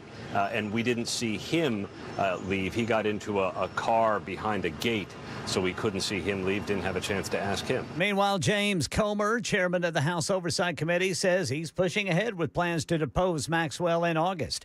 Here in Tennessee, reports say staffers at Vanderbilt and the University of Tennessee in Knoxville have been caught on undercover recordings admitting to rebranding their DEI programs to sidestep new laws. Tennessee State Senator Jack Johnson telling WTN's Dan Mandis this morning, if it's true, heads need to roll. But it appears to be people that are lower level staffer type people that perhaps don't like the fact that we banned diversity, equity, and inclusion in the state of Tennessee and are trying to find ways around it to still try to implement it. We're not going to accept that in Tennessee. We're not going to have that. Staffers at Vanderbilt and UT were recorded admitting to rebanding their diversity, equity, and inclusion programs to work around new state laws by using terms like access and engagement, belonging, and community. Here's some Monday news for you. Have you checked the price tag on that backyard barbecue this summer? It's peak grilling season, but this morning, the growing cost of rising beef prices. Ground beef up 10% compared to the same time last year. Steak up 12%. Some stores and restaurants are trying to hold firm on prices for now. Our strategy is right now just absorbing the price and hoping that we see a reduction after the summer months are over. Entertainment news. And what's it gonna do when Hulkamania and the largest arms in the world run wild on you? Two-time WWE Hall of Famer and former world champion Hulk Hogan has died at the age of 71. Medics responded to reports of cardiac arrest at his home in Clearwater, Florida. Hogan, transported by ambulance on a stretcher, declared dead at the hospital. Karen Travers looks at his close relationship with President Trump. President Trump and Hulk Hogan's friendship dates back to the 1980s when Hogan was a top wrestler in the WWF and a pop culture icon, and WrestleMania was held at the President's Casino Hotel in Atlantic City. Hogan entered the political ring last summer, becoming an outspoken supporter of the president after he was shot.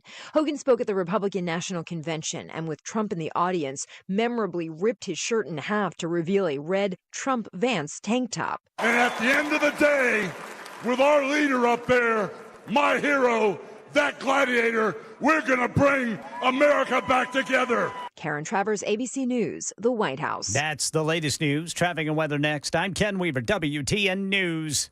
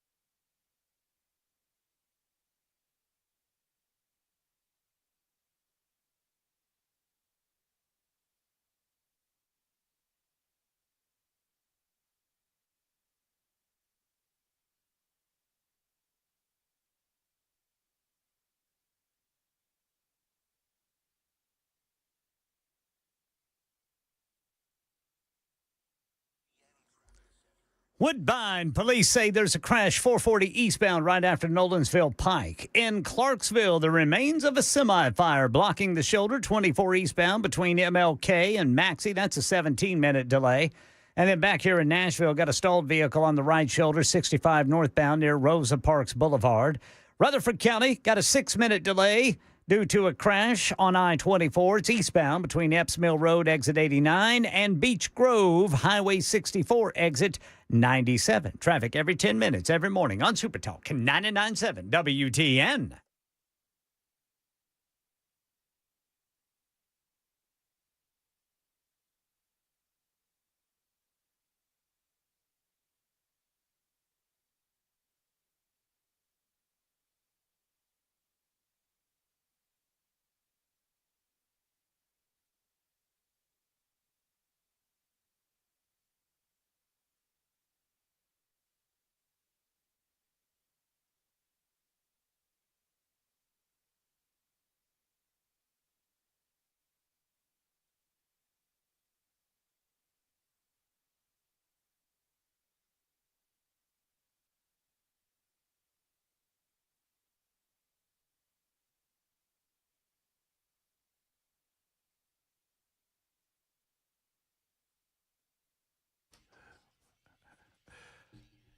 Super Talk 99.7 WTN, just after 5 o'clock. Thank you for being with us. My name is Matt Murphy. This is the Matt Murphy Show. Thank you, one and all. Whether you give us the full 4 hours or maybe you're just getting in your automobile off work, heading home, we appreciate you. We'll try to get you home more entertained and informed than when you got in your car. 615-737-9986.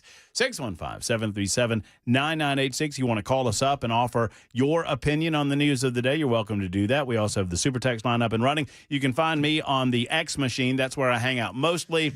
It is a cesspool. It is a awful place full of awful people, and I absolutely love it.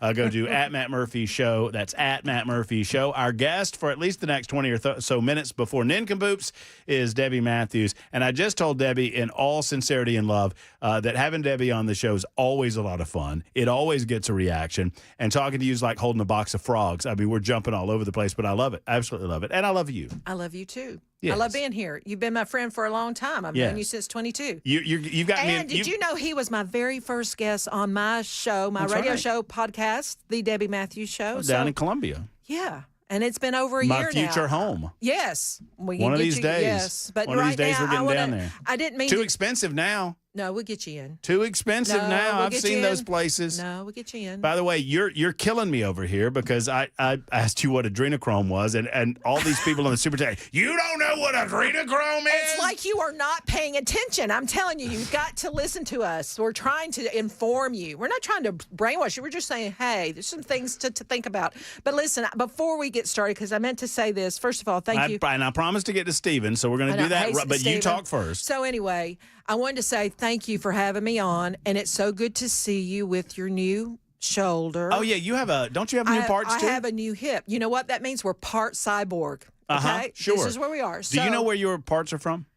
You know, I heard you talking about that yesterday. I don't think mine are from Indiana, but mine is a beautiful titanium hip with a ceramic ball. We became friends before it was inserted. I want to make sure it knew it had a new home and that we're very happy. And Did you talked to your parts? I did.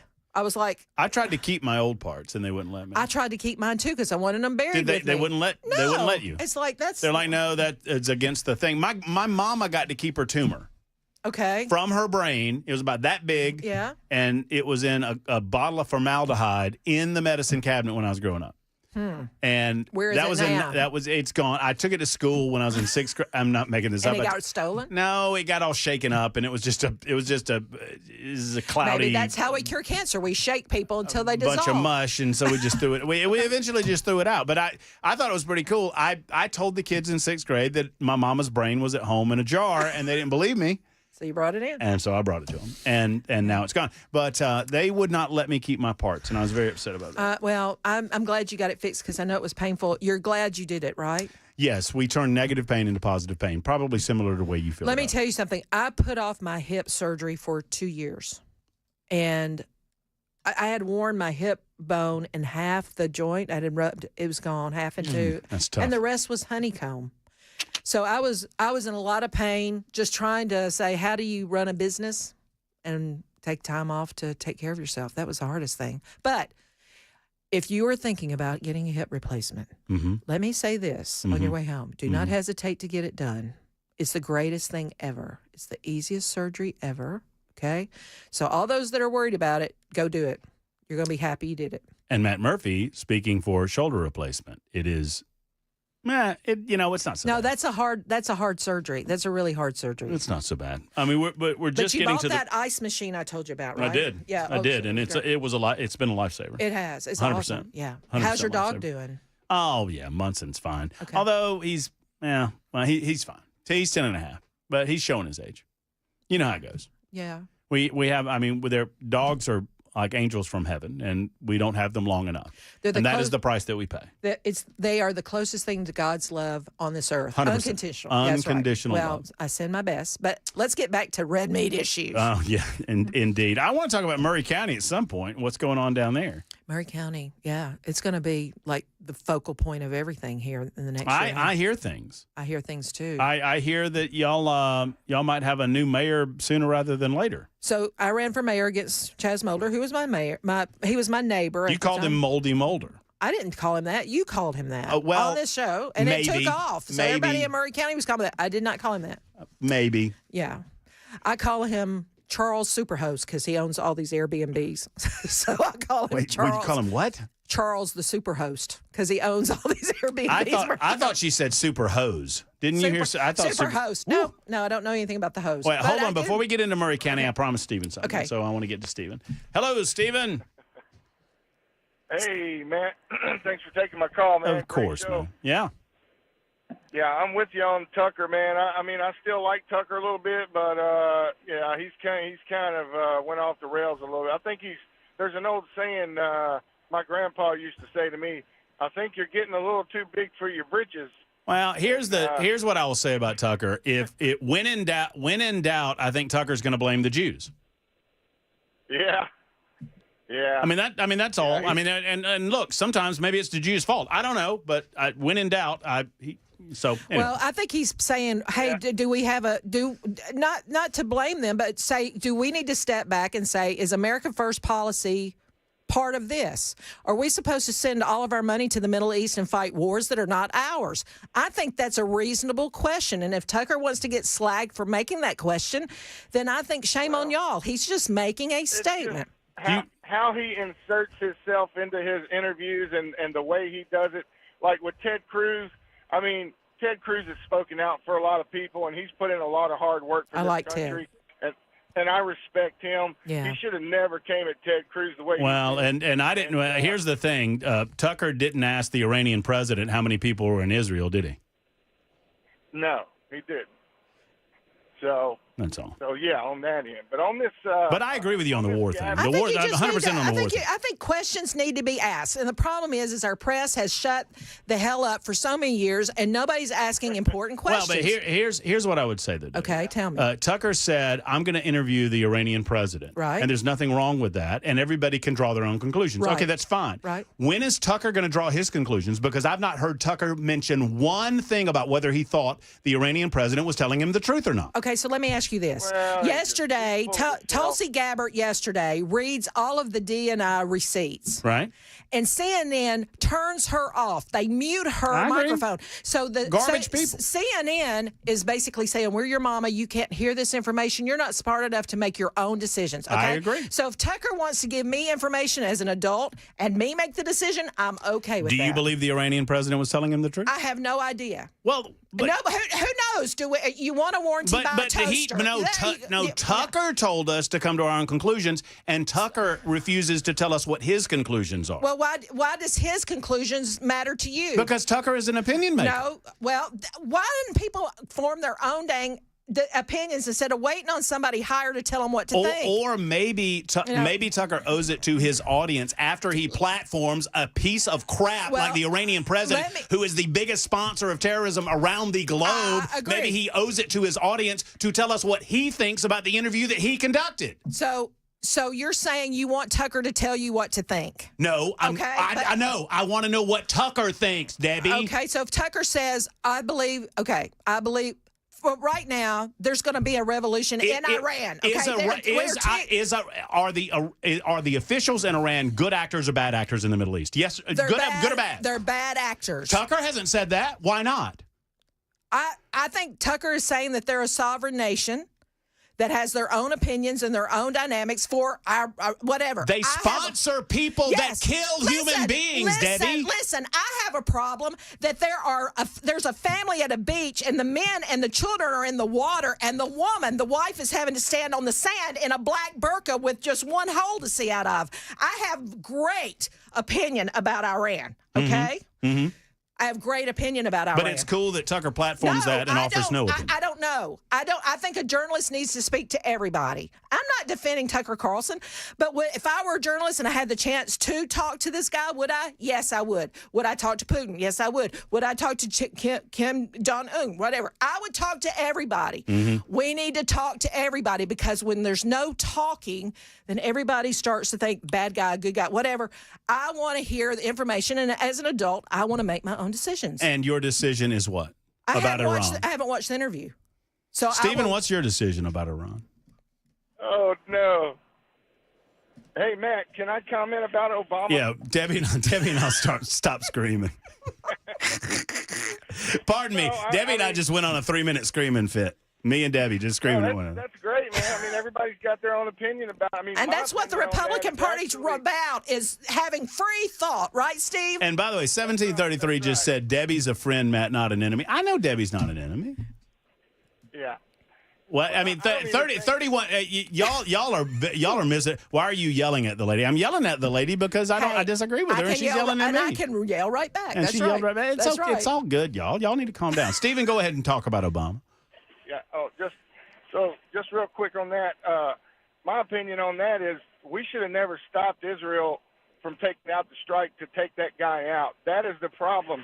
I don't understand why he's not gone. That guy shouldn't even be around to answer any questions because he is the one that is manipulating and making the laws that where you can't even listen to rock and roll in that country. You can't even. And you can't listen to any music. No, any music. Iran is not a friend of freedom. No, they're not. It's like North Korea over there, and that guy, we should have let him destroy them. We should have let them destroy that guy.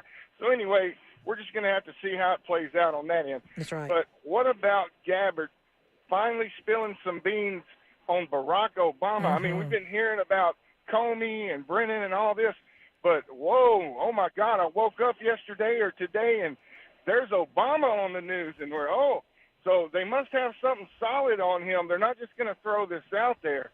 So, and I know he's got immunity, and I understand that. I don't think you have immunity, even if you're president, for treason. Well, no. They can only go so far with him. No, let me. I know that. Well, let me help you. Let me help you with this, Stephen, and I can help you very quickly. The Supreme. That's fine. The Supreme Court of the United States of America granted immunity to presidents of the United States engaging in their official duties. Right? They do not have immunity for things outside of their duties as president of the United States. The purpose of the immunity was to prevent individuals from suggesting that in the exercise of their official capacity as president, that they're violating some sort of human rights violations globally or otherwise. For example, when President Donald Trump authorized the strike, what was his name against? Baghdadi or whatever his name was? Yeah. When he authorized the strike against that individual, there were people that claimed that he committed a human rights violation and he was guilty of murder. And obviously that's not so because it was in his official duties as president of the United States. Altering an intelligence report is exterior to your official duties and is not covered by the immunity that was granted by the Supreme Court. Ding, ding, ding, ding. That's right. All right. Well, I'm hoping to see it. Then I would really need to see that because if you're a treasonous, lying snake and you led this country and you every single one of us were lied to and were tricked and we all now see the truth. If they can't prosecute or do anything to this guy, at least they need to take away his security detail. His Secret Service needs to, we're not paying for his Secret Service anymore. We're not going to pay for a treasonous snake to have any tax money spent on him from the rest of his life. So he'll have to pay for all of his own security from here on out. If they can't prosecute him, they can at least take his benefits away from him. No, I mean, one goes.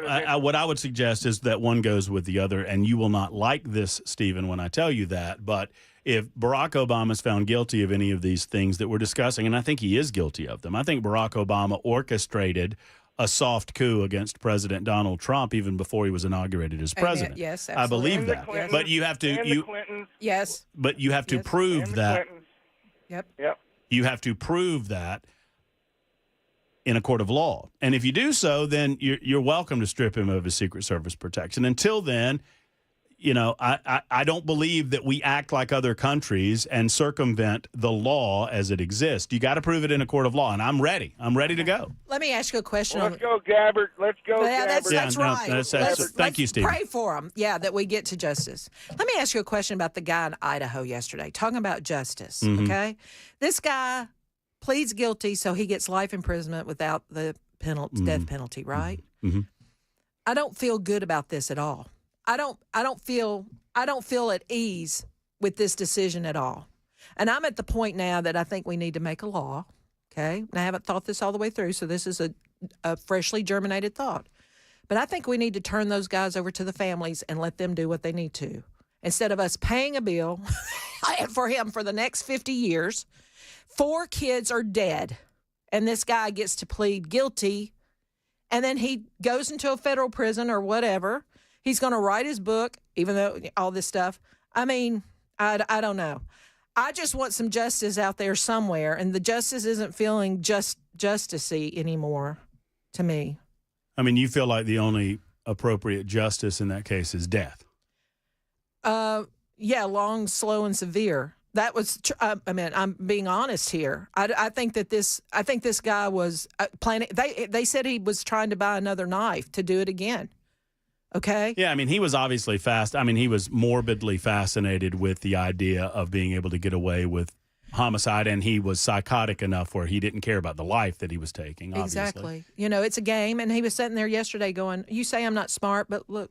I don't know. I mean, I've heard it said before that I don't know that I would kill him, but I sure as hell would put him on the island where I know what's going to happen to him. You know what I mean? So I think we need to have an island.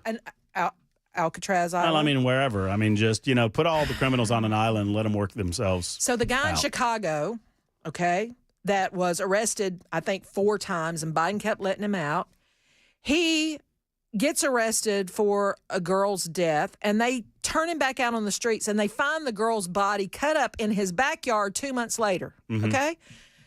What's happening with this guy? Now, he's not, I don't think he's going through the court system, but I think he's being deported.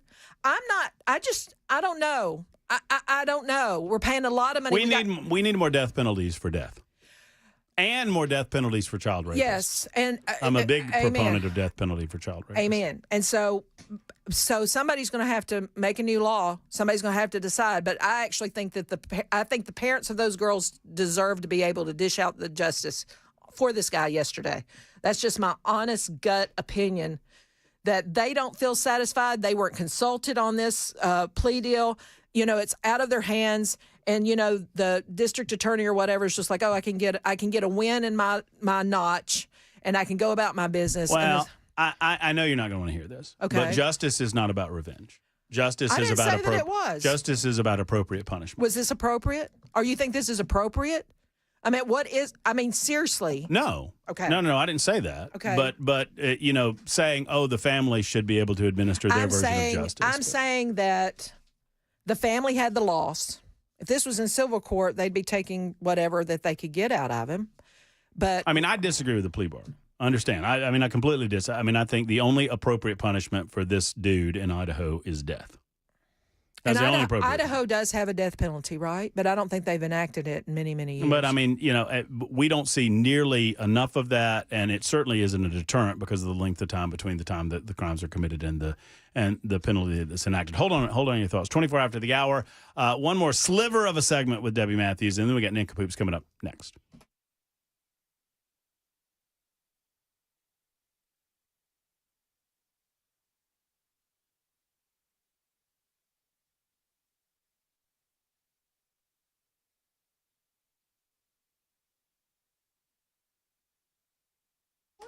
Hello, friends. Matt Murphy for Cover Nash. Ladies and gentlemen, if you have issues with your insurance, I need to tell you about Cover Nash. And I've got some details for you that you will just not believe.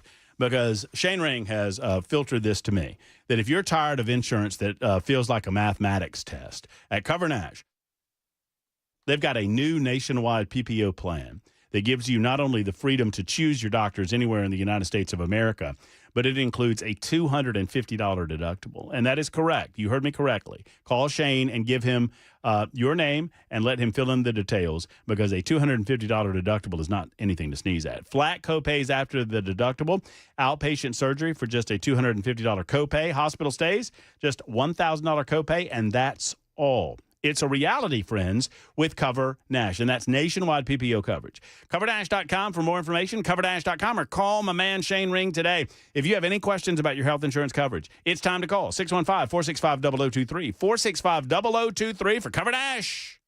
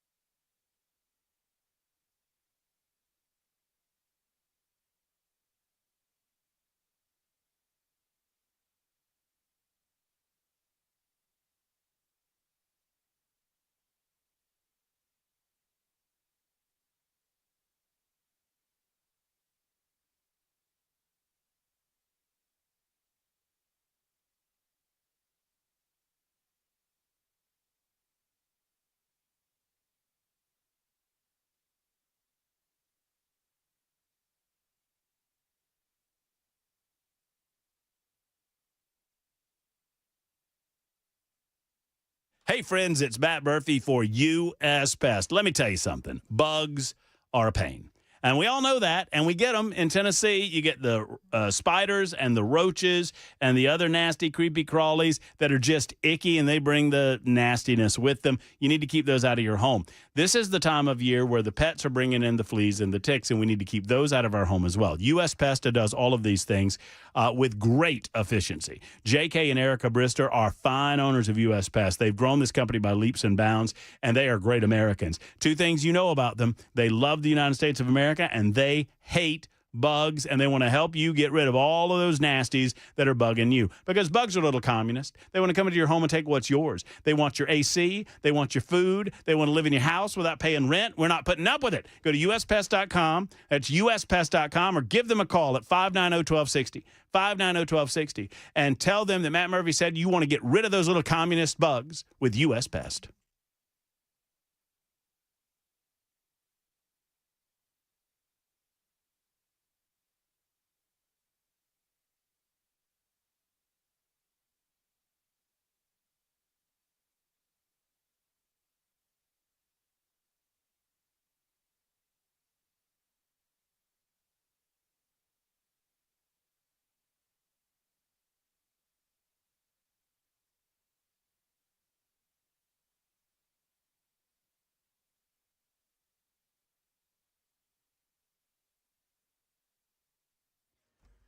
The Deputy U.S. Attorney General and Epstein co-conspirator Ghislaine Maxwell met for about 6 hours today.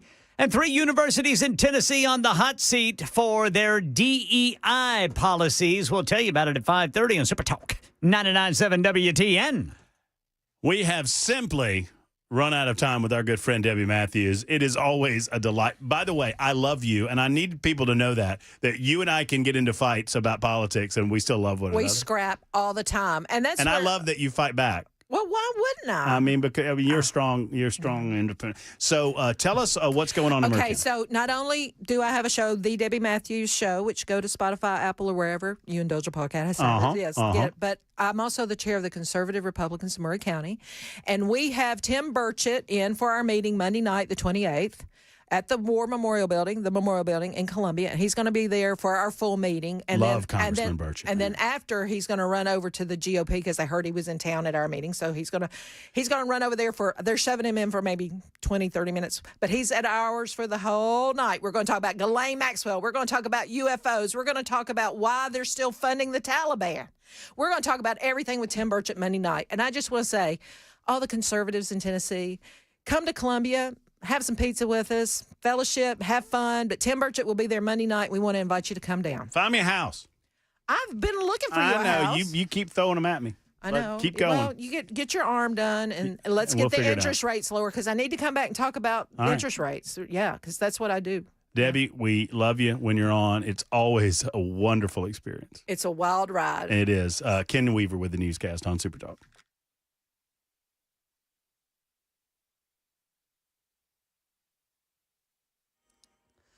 I'm Ken Weaver with your top stories. We're still sweltering Middle Tennessee. Right now, I've got 90 degrees in Nashville, and the National Weather Service says the heat index is 95.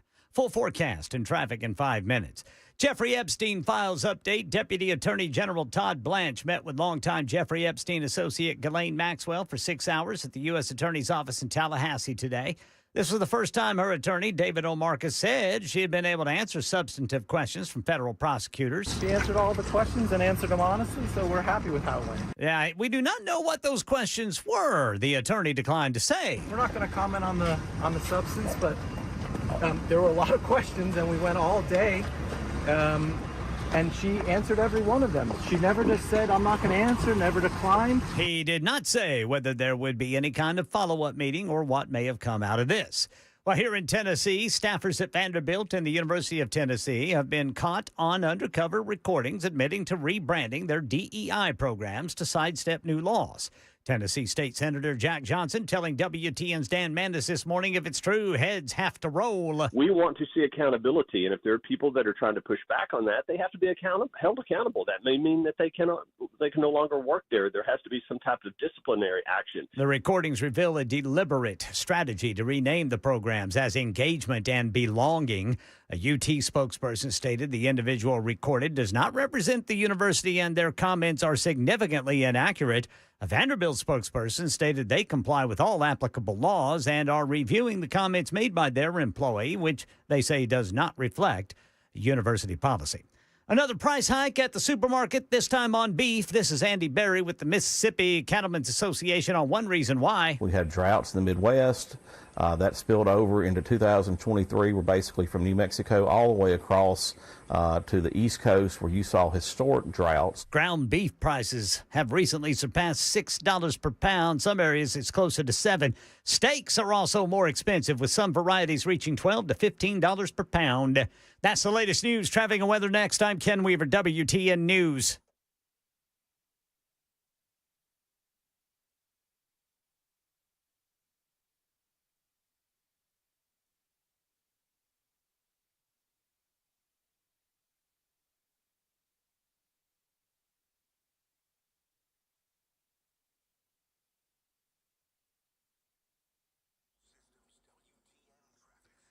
Clarksville got about a 15-minute delay on I-24 eastbound because of the remains of a semi-fire that is off on the shoulder. It's between MLK and Maxey Road. That's exits 11 and exit 19. Woodbine, a crash. Police say it's 440 eastbound after Nolensville Pike. In the Metro Center, got a stalled vehicle on the right shoulder, 65 northbound near Rosa Parks Boulevard. And in Rutherford County, a crash on 24 eastbound between Epps Mill Road, exit 89, and Beech Grove Highway 64, exit 97. Cruiser clearing some guardrail damage there. Traffic every 10 minutes every morning on Super Talk 99.7 WTN.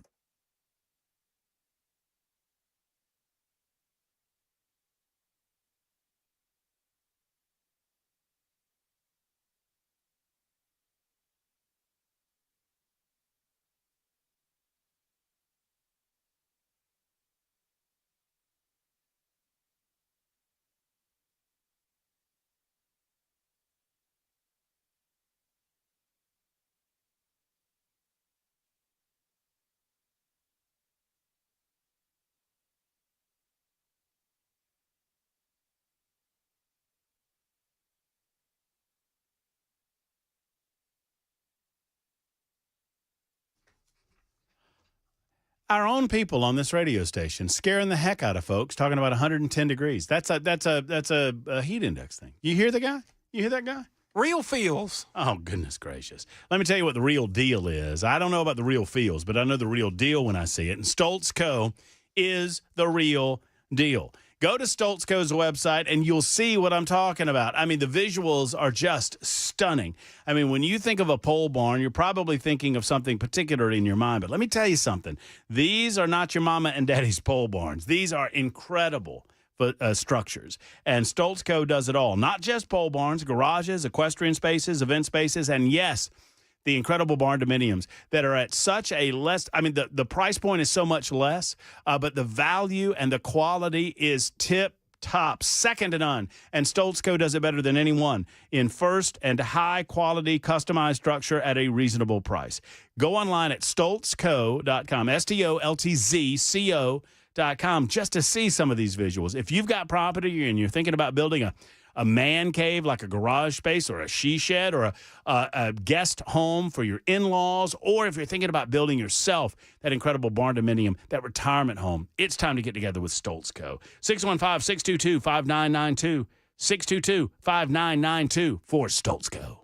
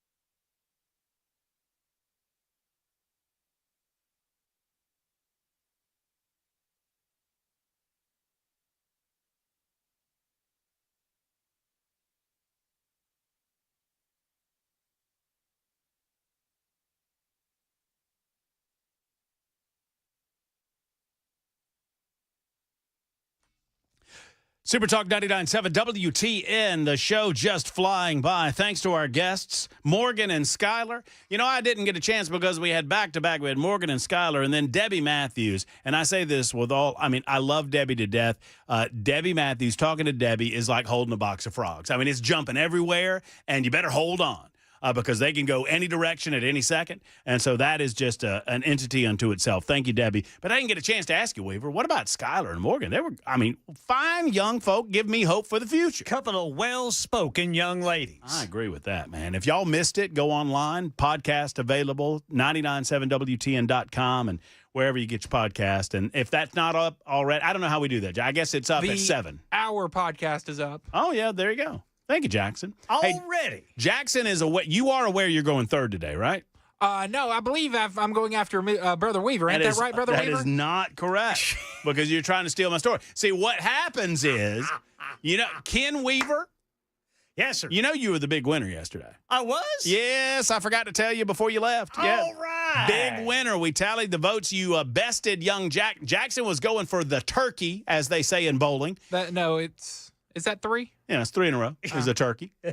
You were going for the turkey 3 in a row, and you did not. 3 votes short. That's all I can tell you. Wow, that was close. It was. Should have voted for myself. Well, why don't you? I mean, I wouldn't know. I mean, I don't pay attention. Who says I already don't? It might be true. Remember, Jackson alluded to the fact he might have a felony earlier during this show. Maybe Jackson's going to be in Nincompoops in the news.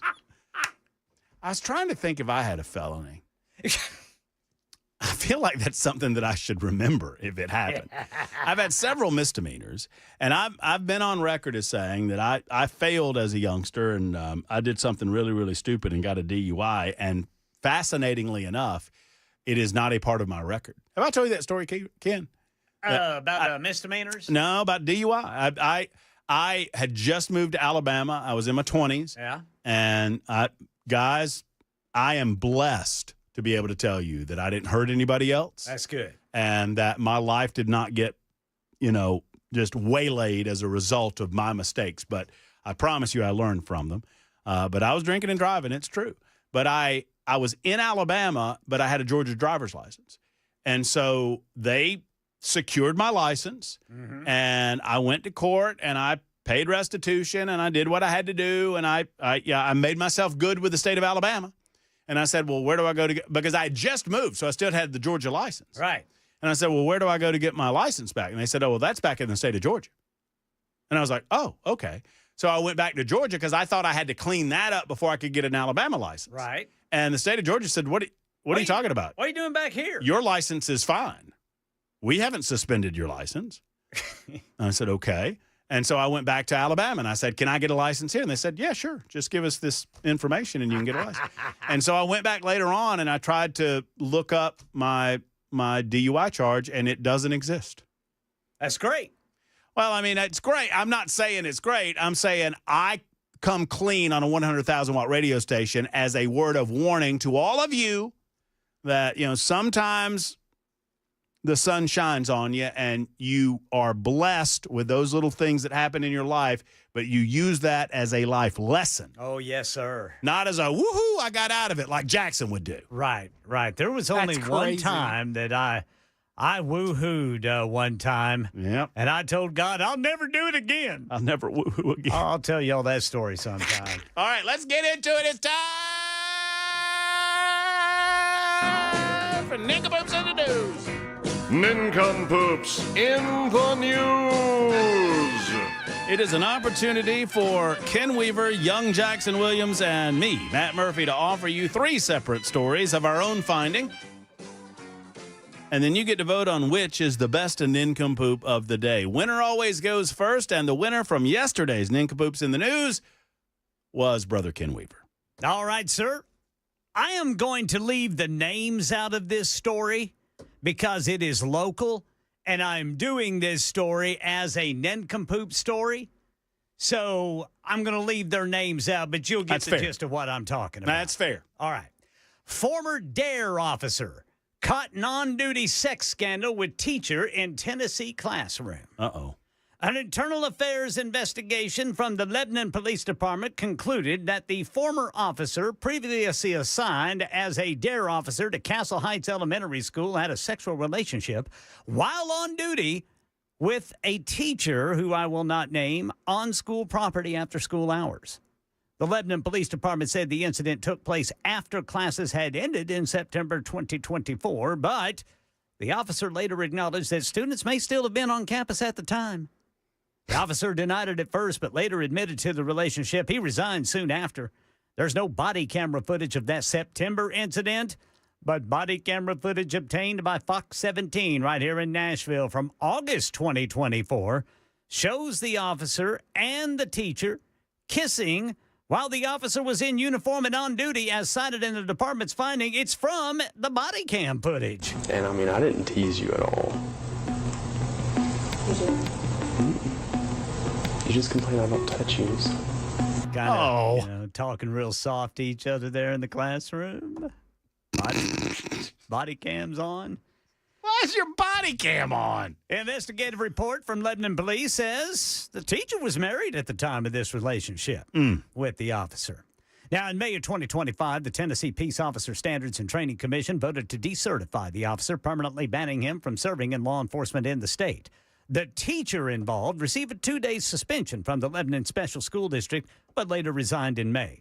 The district has reported the incident to the Tennessee State Board of Education, which is now reviewing whether to impose additional consequences. As of now, the officer is prohibited from ever working in law enforcement in Tennessee, while the teacher awaits a decision from the State Education Board regarding her teacher license. So, that's what happened over there in Lebanon. That's a good story. That's an interesting story. I don't understand why he left his body cam on, but you know what? Maybe he didn't know. He might not have known. Maybe one of his friends dared him.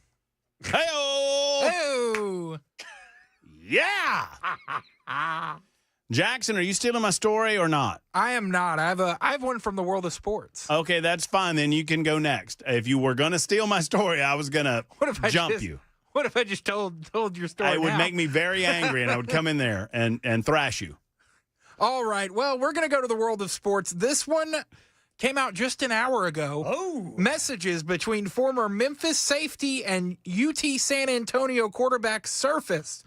Last week, Tiger Sports Report reported that multiple sources alleged former Memphis Tigers safety Taj Rael leaked elements of Memphis's defensive playbook to UTSA ahead of the team's November 2nd showdown, where UTSA won 44-36. You don't see the playbook? Since then, the alleged direct message conversation between Rael and UTSA quarterback Owen McCown has been obtained by Tiger Sports Report. We can beat y'all even if I do show you the playbook. Yeah. So he sends the direct message. It says, "Here you go. That's all the signals." And then says, "Far left is," the quarterback responds with all crying face emojis, like, "I can't believe this guy is doing this." He says, "Far left is coverages. I'll send you better list showing you the calls," but they run quarters and they go into a bunch of football terminology there. Wait, so let me make sure I'm understanding. The defensive guy is sending the quarterback of the other team of the defensive plays. Rael was previously reported to have left the team in October, but a source close to Memphis tells Tiger Sports Report that he was dismissed from the team, adding more context to an alleged motive. So he was dismissed before? He was dismissed about a month before handing this over. Oh, that makes sense. That makes sense. And so he handed over all of these coverages to, I believe, Owen McCown. I believe his dad played in the NFL. You remember Josh McCown? Yeah. I believe that is his dad. Huh. Well, I'll be. And did the team that got the signals win? Yes. Well, won by 6 points. I should hope so. Only by 6 in a close conference game. Wow. If that's not a nincompoop, I don't know what is. That's a pretty good nincompoop, but I don't think it's as big a nincompoop as I'm about to tell you about. Let's hear it. We all know about Florida Man. Yeah. Florida Man. Well, make way for Florida Mouse. Oh, gosh. Mickey? No. A Chuck E. Cheese employee in Tallahassee, Florida. Not Charles Entertainment Cheese. Fully dressed as the chain's namesake rodent, Charles Entertainment, Chuck E. Cheese, was arrested for multiple credit card felonies on Thursday. There is video, and yes, he was in full regalia. According to a report by Arana Otero for the Tallahassee Democrat, the man was working his shift at the Pizzeria Arcade when Tallahassee police officers arrived with an arrest warrant.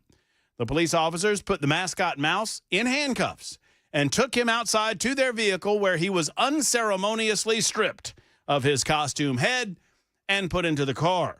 The arrest was confirmed by Tallahassee spokesperson Jerome Maples, who told the Democrat that the man had been arrested on 3 separate felonies.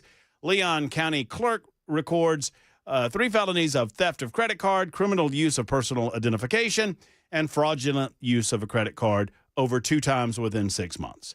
The Democrat reached out to the Chuck E. Cheese location for comment, and they said the following: "It's unfortunate that it happened here, but they insisted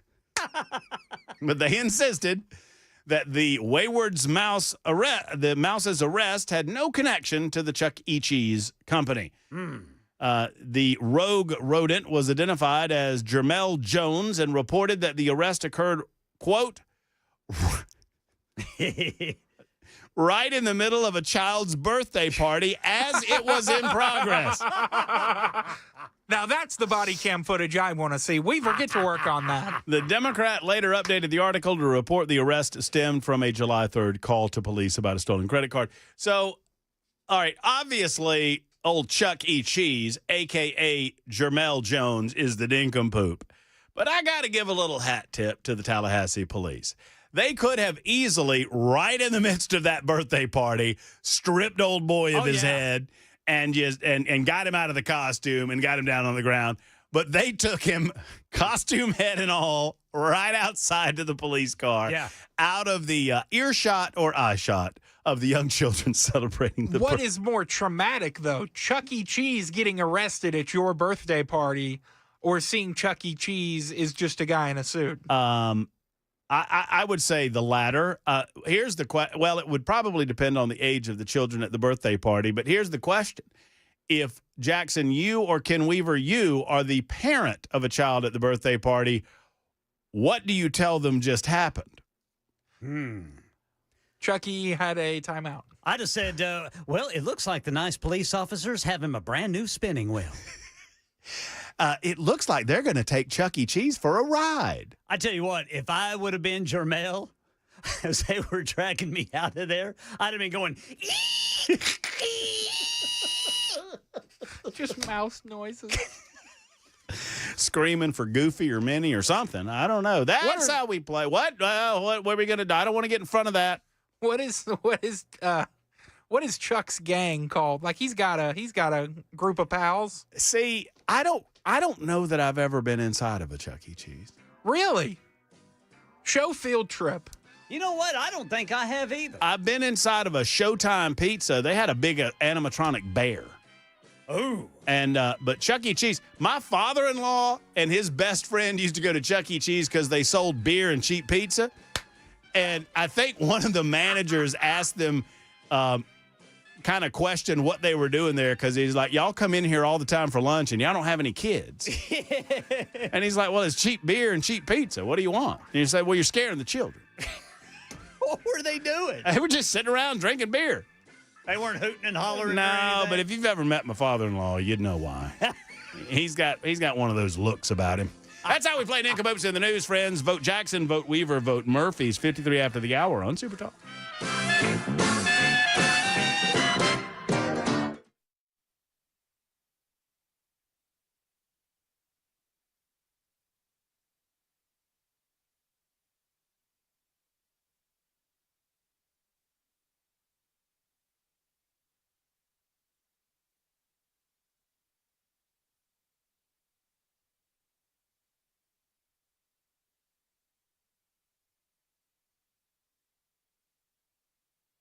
By now, you know that I encourage you to get up to Volunteer Outfitters in Hendersonville for all of your outdoor shopping needs. And right now, directly from Tommy, the man himself at Volunteer Outfitters, through August 2nd. So today, July 24 through August 2nd, they are having an early back-to-school sale.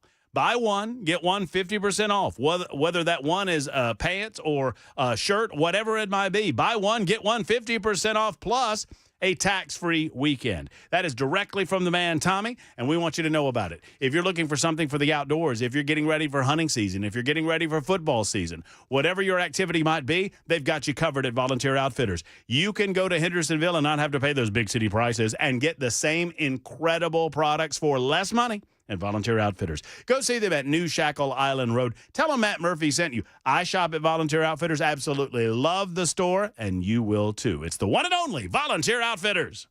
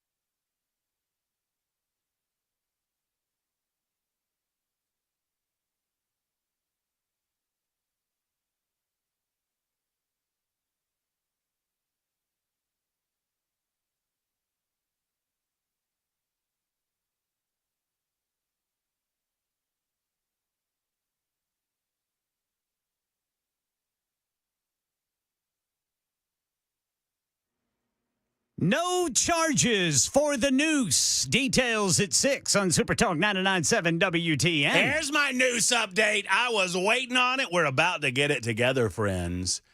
We're about to find out what the deal is with Ken Weaver in the newsroom. I've also got a little breaking news before we go to the actual news. What is it? Have you seen this breaking story that came out moments ago about Paramount? Yes. Oh, yeah. Federal regulators have approved Paramount's $8 billion merger with Skydance, clearing the way to close the deal that combined Hollywood glitz with political intrigue.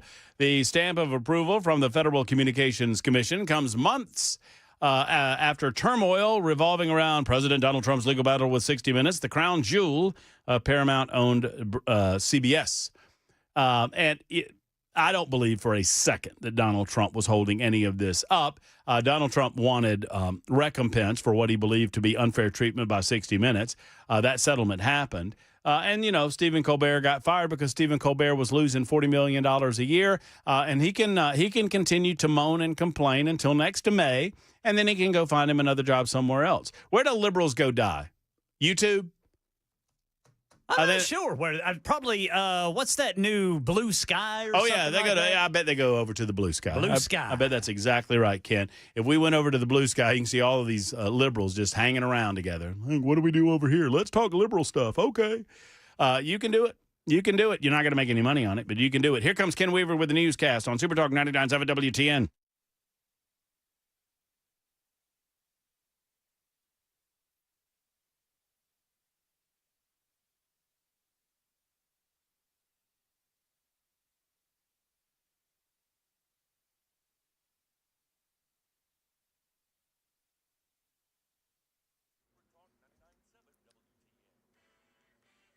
I'm Ken Weaver with your top stories. Well, that heat index just keeps going down. Right now, the National Weather Service says the heat index in Nashville is 94. The actual temperature is 90. Got the full forecast and traffic coming up in 5 minutes. Right now in Middle Tennessee, in an update to the investigation into the noose found at the new Nissan Stadium construction site, Channel 4 says no charges are anticipated. Nashville police launched an investigation on July 17th after a rope tied like a noose was discovered at the stadium construction site. While a person of interest was identified, their employment as a construction worker on the stadium project was terminated due to an unrelated issue last week. That individual denied responsibility when questioned by detectives, according to Nashville police. Due to a lack of eyewitnesses and legal probable cause, no charges are expected against the person of interest, and they will not be allowed to return to work at the stadium. It's not clear what Deputy Attorney General Todd Blanche asked a former Epstein associate, Ghislaine Maxwell, during her 6-hour meeting in Tallahassee, Florida. Here's her attorney, David O. Marcus. We're not going to comment on the substance, but there were a lot of questions, and we went all day, and she answered every one of them. She never just said, I'm not going to answer, never declined. Yeah, they met at the U.S. Attorney's office there in Tallahassee. This is the first time the government has asked questions, so we were thankful that the Deputy Attorney General came and asked her questions. The first time the government did it. So it was a good day. Maxwell was convicted of sex trafficking and other charges, sentenced to 20 years in prison in 2022. This meeting comes as the Trump administration faces growing calls to release the so-called Epstein files. Tennessee U.S. Senator Marsha Blackburn sent letters asking 3 universities to follow President Trump's executive order and eliminate their DEI policies. Blackburn says Belmont, Vanderbilt, and UT in Knoxville have made efforts to comply with state laws and President Trump's executive order, but some employees still not complying. Some of these professors that are so given to DEI will not let it go. And so they take other programs and they're telling people, well, this is how we're getting to DEI. This is how we're covering it up. This is how we're using language to form workarounds. Staffers at Vanderbilt and the UT were recorded admitting to rebranding their diversity, equity, and inclusion programs to work around these new laws, using terms like access and engagement and belonging and community. That's the latest news. Traffic and weather next. I'm Ken Weaver, WTN News.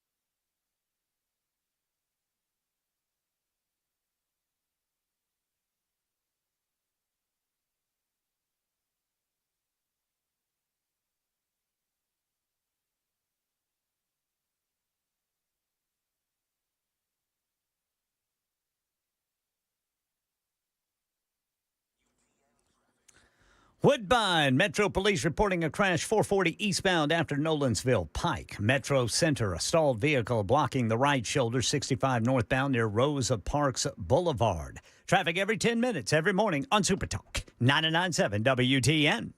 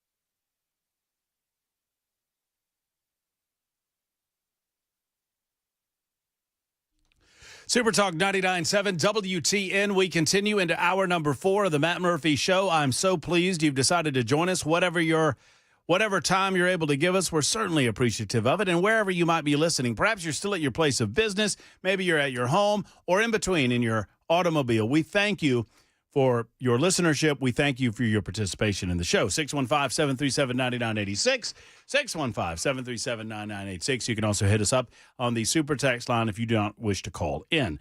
A couple of things to clean up here.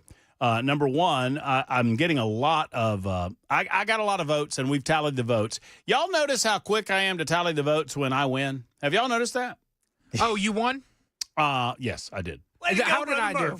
Big winner today. How did you do? How did I do? Jackson, I'm sad to tell you were in third place. So no sports stories. Well, there were several people that said something along the lines of, I just want Boo Carter back. I don't know what that means.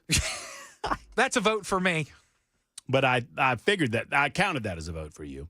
But there was a lot of Chuck E. Cheese talk, and that was those were all votes for me.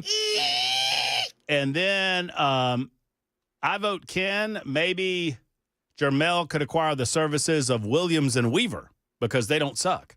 So, see, that's a person that's calling back to, we need a Williams law firm. and Weaver, they don't suck. That's I like right. that. Mm-hmm. Ken, what do you think? I like the fact that it's your name first in case things go south. That's going to be the felony I'm talking about earlier. And then 7142 says, Ken Weaver, you are a treasure. I would love to sit and have 8 beers with you. Not 9. Not 7. Exactly 8. But precisely 8 beers. Blue Sky is the worst. It's like if Reddit was Twitter, but 10 times as smug and whiny.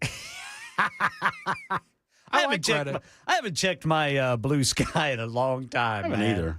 All right, let's go over to Blue Sky. Let's see what the first thing, if I went over to Blue Sky, the first thing that I would find on Blue Sky. Let's see, go to, where's my apps at?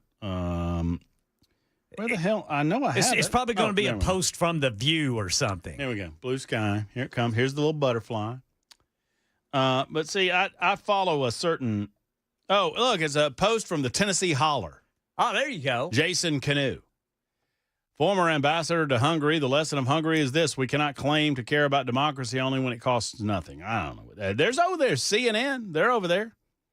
George Takei. He's on Blue. Is that the Star Trek guy? And Sulu.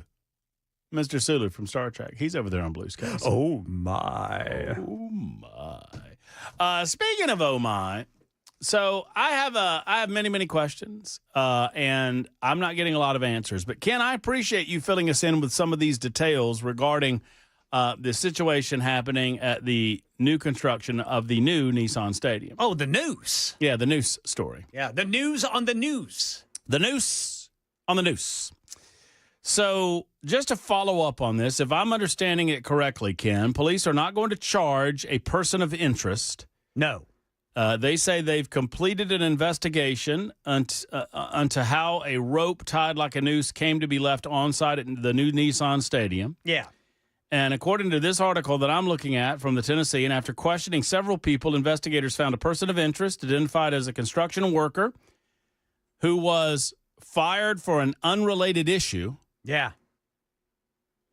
In the case, police said in a July 24th release, that would be today, the person denied being responsible for the news, noting that the police, according to the police, due to a lack of eyewitnesses and legal probable cause, no charges are expected against the person, who will not be allowed to return for any type of stadium construction. What do y'all think he was fired for? I don't know. I don't know either. I mean, remember that one fellow that called and told us that this happened after they had a DEI video or whatever? That's right. And what if he did something that prompted the DEI video? Or here's what and this is pure speculation on my part. Just y'all note it. Murphy does not have any inside knowledge, but I'm just using the brain God gave me and the wisdom that I've acquired over 25 years of doing talk radio. If our information is correct, and we had it from two sources, and by the way, the Tennessean article has it wrong, or at least they don't have it exactly right, when they said the construction company offered a $250,000 reward for information leading to the arrest and conviction of the person responsible. Tennessee Builders Alliance spokesperson Chris McFadden said the company wants people to feel safe and respected at construction sites. That's fine. Work on the stadium continued July 21st after an informational session that included anti-hate discussions. Well, see, counseling services and anti-bias training have been made available to all workers. So they're really kind of loose with when that training was. What we were told was there was a series of anti-bias or anti-racially discriminatory training sessions before the noose happened. That's what we were told. Yes. From two sources. One who went on air with us and one who did not wish to go on air, but those two sources told us that these training sessions happened and the noose occurred after the training sessions. That's what they told us. That's what they told us. So I would be willing to wager, without knowing, that the fella that they believe is responsible for this item probably was rather vocal in terms of his belief that some of these training sessions were unnecessary. Ah, there you go. And as a result of that, they didn't fire him for the noose. They fired him for maybe insubordination or, whatever. But let me tell you something. If I'm this fella and there is no actionable result of the noose, if you can't demonstrate that I was responsible for that, and besides, it is having a noose. Is having a noose against the law? Not that I know of. Like, it might be, you might think it's unsavory or immoral or just low down and dirty, but I don't think it's illegal. And this brings up so many questions about what type of security they have at the new Nissan Stadium construction site, because it says Nashville police launched an investigation July 17th after the rope tied like a noose. You notice they're not calling it a noose anymore. They're now saying it's a rope tied like a noose. And let me promise you, there's a difference. And we still don't have a picture of it. And that's the thing.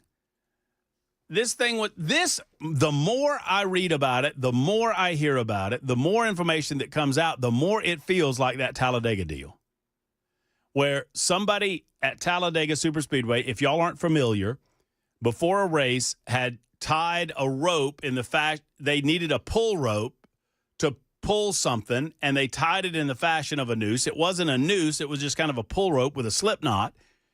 And everybody went crazy because Bubba Wallace happened to have his garage where the pull rope was. And everybody decided that it was a noose, and everybody overreacted, and they had all kind of diversity training, and they went through all kind of hoops and all of this nonsense, and it turned out that it was a bunch of nothing, and the thing had been there over a year. They found a photograph of that thing from the year before. Nashville police launched an investigation. Unclear where the noose was found. Work was paused during the discovery. Tennessee Builders Association official said this week a racist and hateful symbol was discovered on our site. There's no place for hate or racism in our workplace. We reported the incident to law enforcement, suspended work, and launched an investigation. And the investigation came to nothing. Nothing. If I'm the guy that got fired, I mean, unless he did something that's a fireable offense, if they're firing me for suspecting that I was responsible for the news, I mean, I'm just saying we live in a litigious society, and there are a lot of people that like to sue people. I'm not saying that's the way to go, but Jeff says it could be considered a hate crime for intimidation. Really? I disagree with hate crimes, the concept of hate crimes. Let me tell you why. I have all the respect in the world for those students of history that recognize that there were times in our American history where groups of people were treated evilly. I mean, obviously, we had slavery in our nation, in this state, and that was awful. Slavery was awful.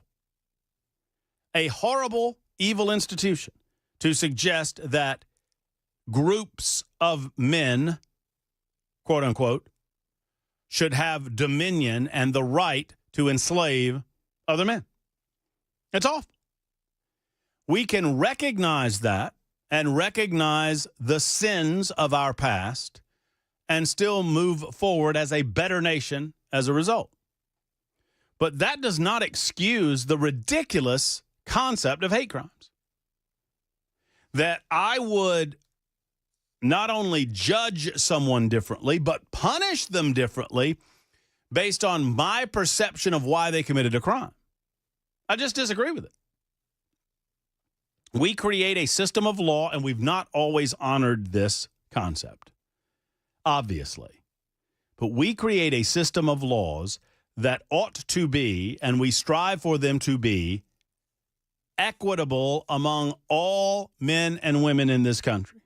In other words, no matter where you're from, no matter your background, no matter your ethnicity, no matter your race, no matter your wealth, no matter what, that the law judges you according to your actions, and they pursue justice for said same. But with a hate crime, things change.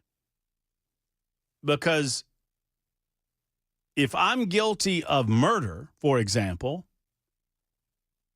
and my murder is motivated by greed, or the killing of another person is motivated by anger over an affair or something or another, well, should I not be judged based on the actions that I have taken against that other person? Or, in the case of a hate crime, you're going to judge me because of my thought process prior to the actions committed. I just disagree with it. I don't think that one should be judged more harshly than the other. Murder is murder. And to suggest that you can get inside one's head and disseminate exactly what one was thinking at the time of their actions is to engage in thought policing that ultimately weighs one crime as more important or more egregious than another. It makes no sense. We should strive, while we recognize that we will never get there, we should strive for a colorblind society where it does not matter what one's color was if you have a criminal offense engaged against you, nor does it matter what color the person was who engaged in the offense. So don't come at me with all of this hate crime stuff. I disagree with it. I think that people who commit crimes against other people should be judged on the rule of law by a jury of their peers, and if convicted, sentenced accordingly, without regard for what they might have been thinking, for regard for what they actually did. 21 after the hour on Super Talk 99.7 WTN.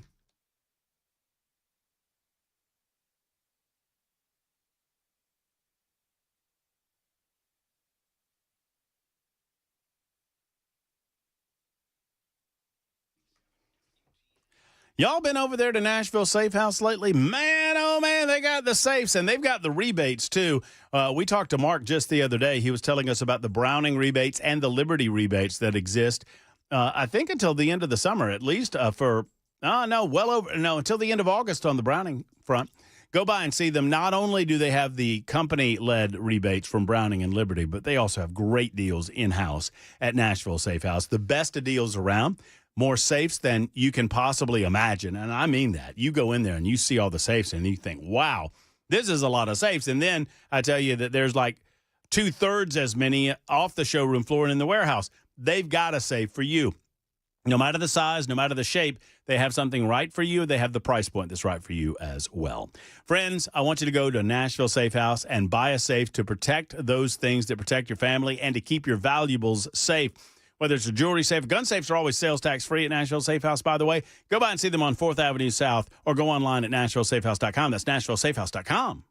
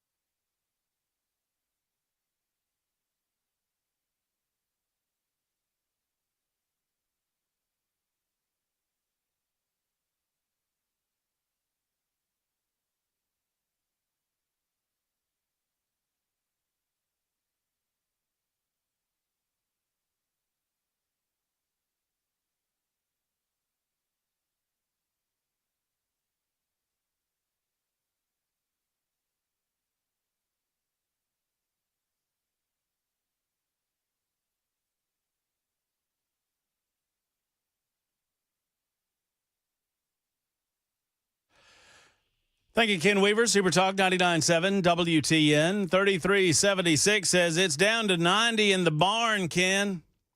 I don't even know what that means, but I guess 90 in the actual barn? Maybe so. Some of your other thoughts with regard to look, you don't commit an act of violence. You do not commit an act of murder. You do not commit an egregious act against a fellow American, a fellow human being, because you love them. And to suggest that based on the color of one person versus another, that you're going to weight those crimes differently is inherently placing color front and center with regard to our legal system. And while I understand that there is a desire to make up for the sins of the past, I mean, I hate it. I remember watching To Kill a Mockingbird and fully understanding it. I mean, the final scenes in that movie where Gregory Peck is defeated, but he won in a way because all that watched understood the justice that he was fighting for. And it was a justice that wasn't to be achieved at the end of the movie, but it was a justice that was eventually achieved. We can all recognize that, but that does not mean that we should circumvent the law to weight one's crime over another because of the color of the person who is perpetuating the crime or the color of the person who's the victim of the crime. That's no way to get to a blind justice society where it does not matter your background, does not matter your ethnicity. I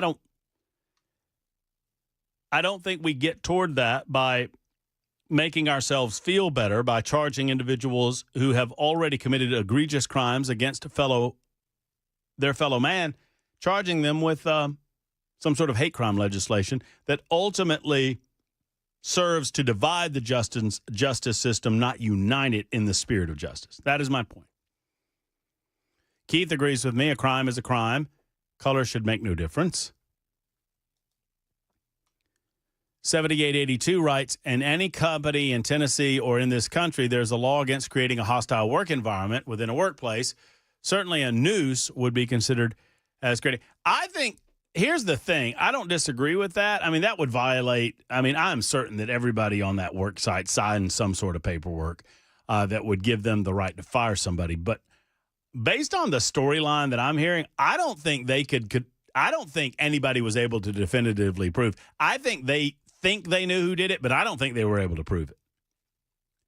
I think everybody pointed to a particular person, but if you don't have any video evidence of the person doing it, and you don't have any eyewitnesses of the person doing it, and the person says they didn't do it, and then we're told that that person was fired on an unrelated offense, that tells me that they had no ability to prove that this person did what they claimed that he did, but they went ahead and fired him, and they figured out a reason to do it. That's what that tells me.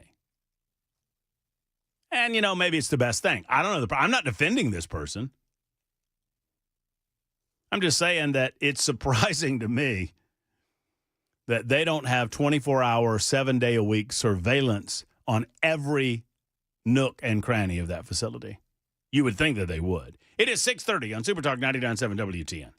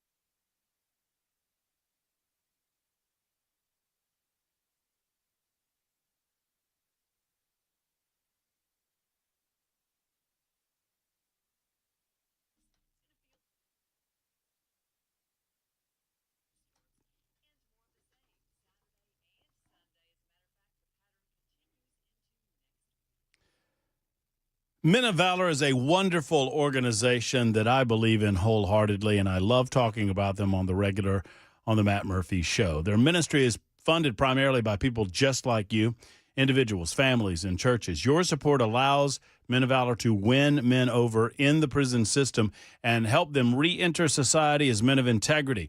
In 2024, they ministered to well over 3,000 men, and many of those men became graduates of the Men of Valor program. Their army of staff and volunteers minister directly to the incarcerated by way of Bible study, discipleship group, chapel service, concerts, classes on manhood, one-on-one mentoring, and much, much more. Men of Valor needs you to help reduce the recidivism rate in Tennessee. Nationally, it's 70%, and for Men of Valor program graduates, it's less than 15%. It's an incredible return on investment. It is well worth your attention, your volunteerism, or your money. Will you give? Can you give? MOVministry.com. That's MOVministry.com. Don't forget to save the date, October 1st, for their second annual Men of Valor Gala that's happening in Franklin. Go to MOVministry.com for more information.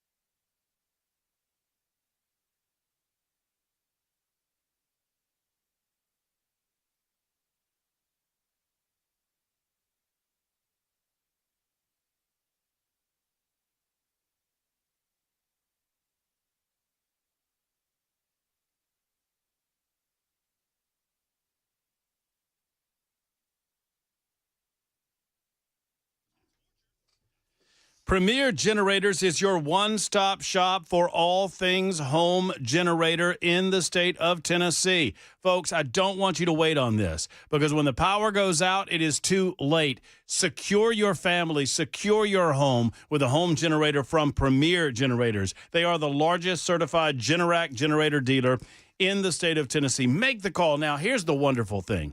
When you call Premier, they offer a free consultation. They'll come out to your home and they'll talk to you about what they can offer you. But you already know that it's one of the smartest investments that you can make in your home. With a home generator, you're not only improving the value of your home, you're guaranteeing that you don't have to worry about the power going out because you've got that backup plan in place for you, for your family, for whatever comes down the road. Whether it is a storm that knocks out power, ice storm over the wintertime, whatever it might be, Premier and Generac, they have your back. Go to premiergenerators.com or make the call that so many have made. 855-POWER-IS-ON is the number. That's 855-PWR-ISON. Power is on. And let me give that to you numerically. 855-797-4766 for the wonderful folks at Premier Generators.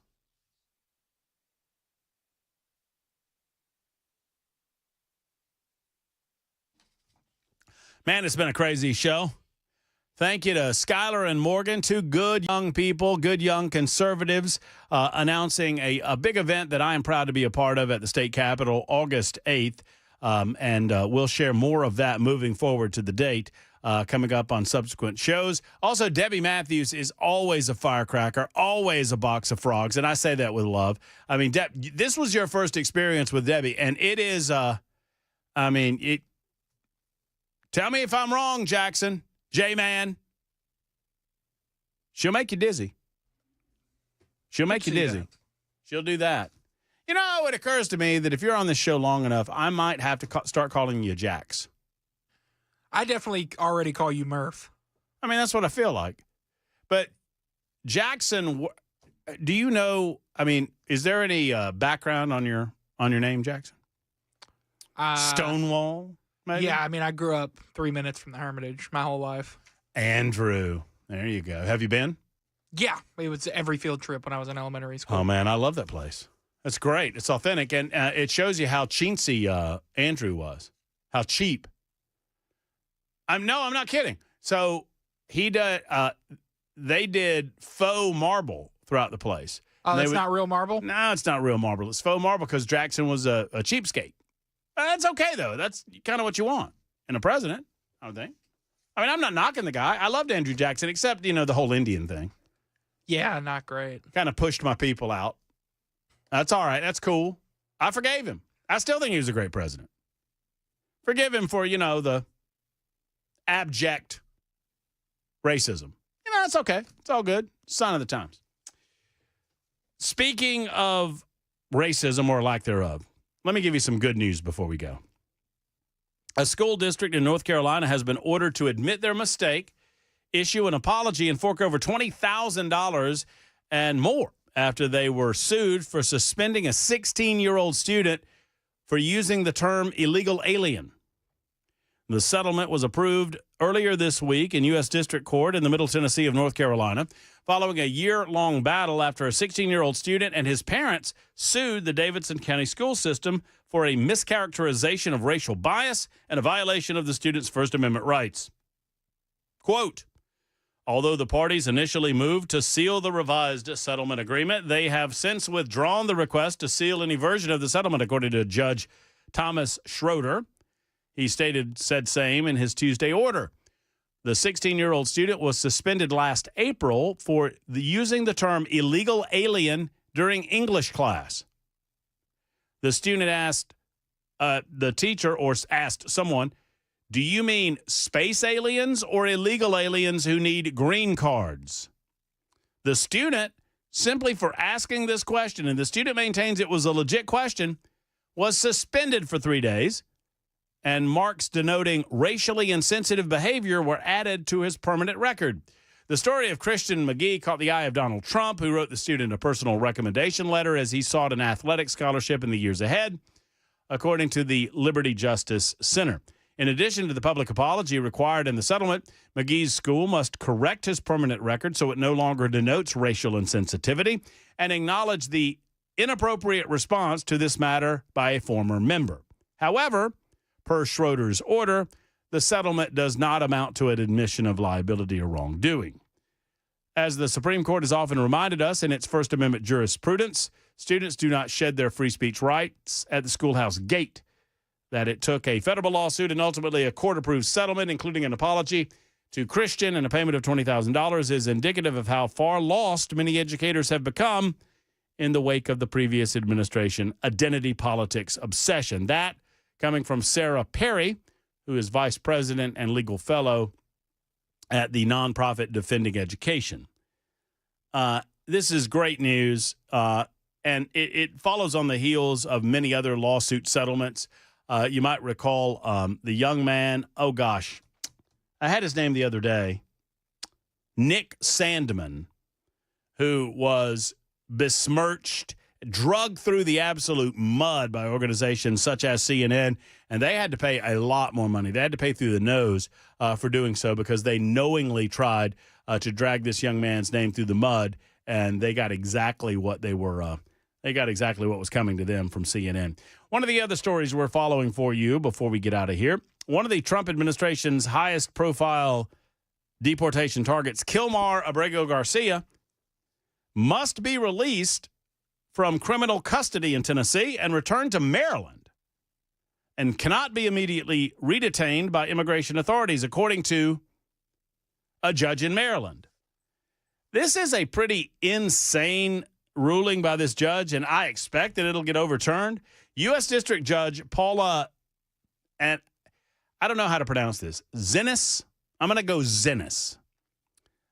Jackson, what would you do with this? Xinis. The X is going to present like a Z at that point, right? Zinnis. Okay. I don't know why I'm leaning on you, Jackson. Maybe I'm famously bad at pronunciating. I am too. Is that how you say that? Pronunciating? Yeah.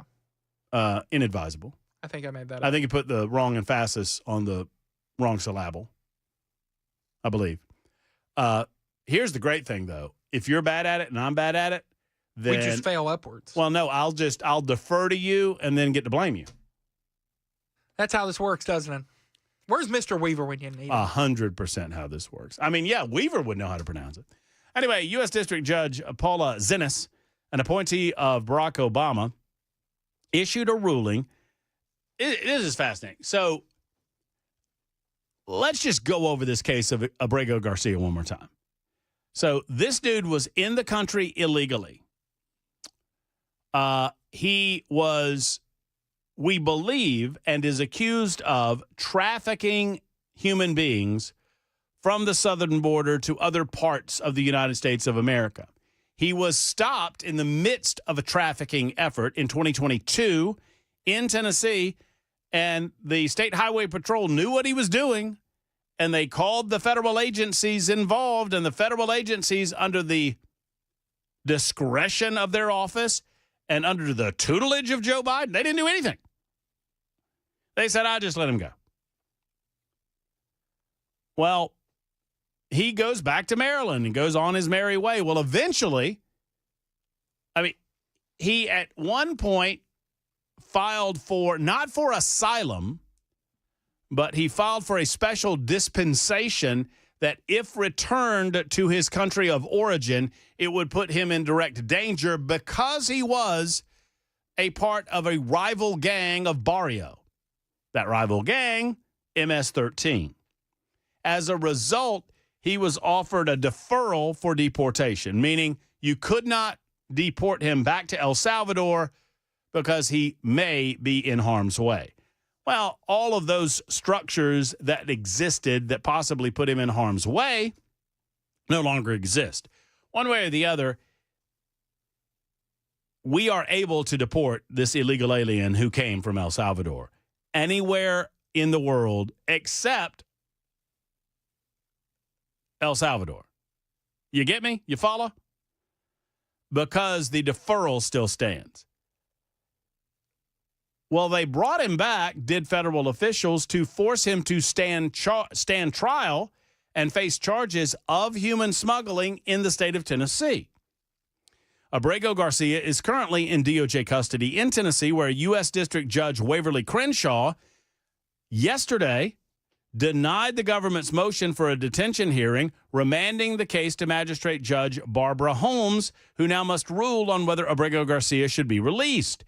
If Abrego Garcia is released, he will immediately be detained by ICE. So the liberals and the liberal judges in this case are trying their best to figure out a way to get him released from custody. Zinnes, who has been known as an activist judge and a, quote, terrible draw with little regard for executive power, according to the story from the Tennessee Star, has now ruled that Immigration and Customs Enforcement is not allowed to reapprehend Abrego Garcia if he's released from custody out of Tennessee. So the idea is he's released from custody. They argued that he should not be held on bond until his trial. He should not be held in custody, that he should be released on bond, I should say. Well, if he's released on bond, ICE is going to pick him up and deport him. What I would do is I would, based on this judge's ruling, I would get him released on bond in Tennessee, return him to Maryland, immediately announce to the judge that we're going to arrest him within 72 hours, and then arrest him within 72 hours. The order requires federal law enforcement to provide written notice to Abrego Garcia's attorneys 72 hours in advance of their decision to begin deportation hearings, and Zinnes claimed that would provide time for the citizen of El Salvador to consider his legal options.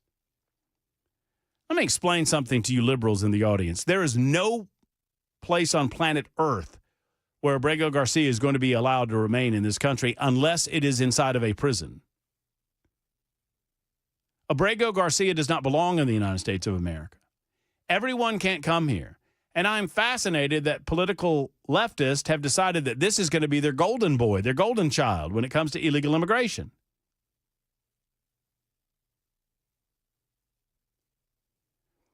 U.S. Attorney Pam Bondi argued his return was facilitated when Abrego Garcia returned to Tennessee to face federal human smuggling charges after she unsealed an indictment claiming he spent nearly a decade involved in a criminal conspiracy. So not only is he illegally here, he's also charged with these crimes. And the judge in the case actually said that he was not a flight risk. This Zenith judge said, oh, no, we don't believe that he's a flight risk. Really? We'll see. Liberal activist judges don't seem to believe in the rule of law when it comes to the laws regarding immigration practices. 615-737-9986 if you've got comment. We've got one more segment to go on The Murphy Show.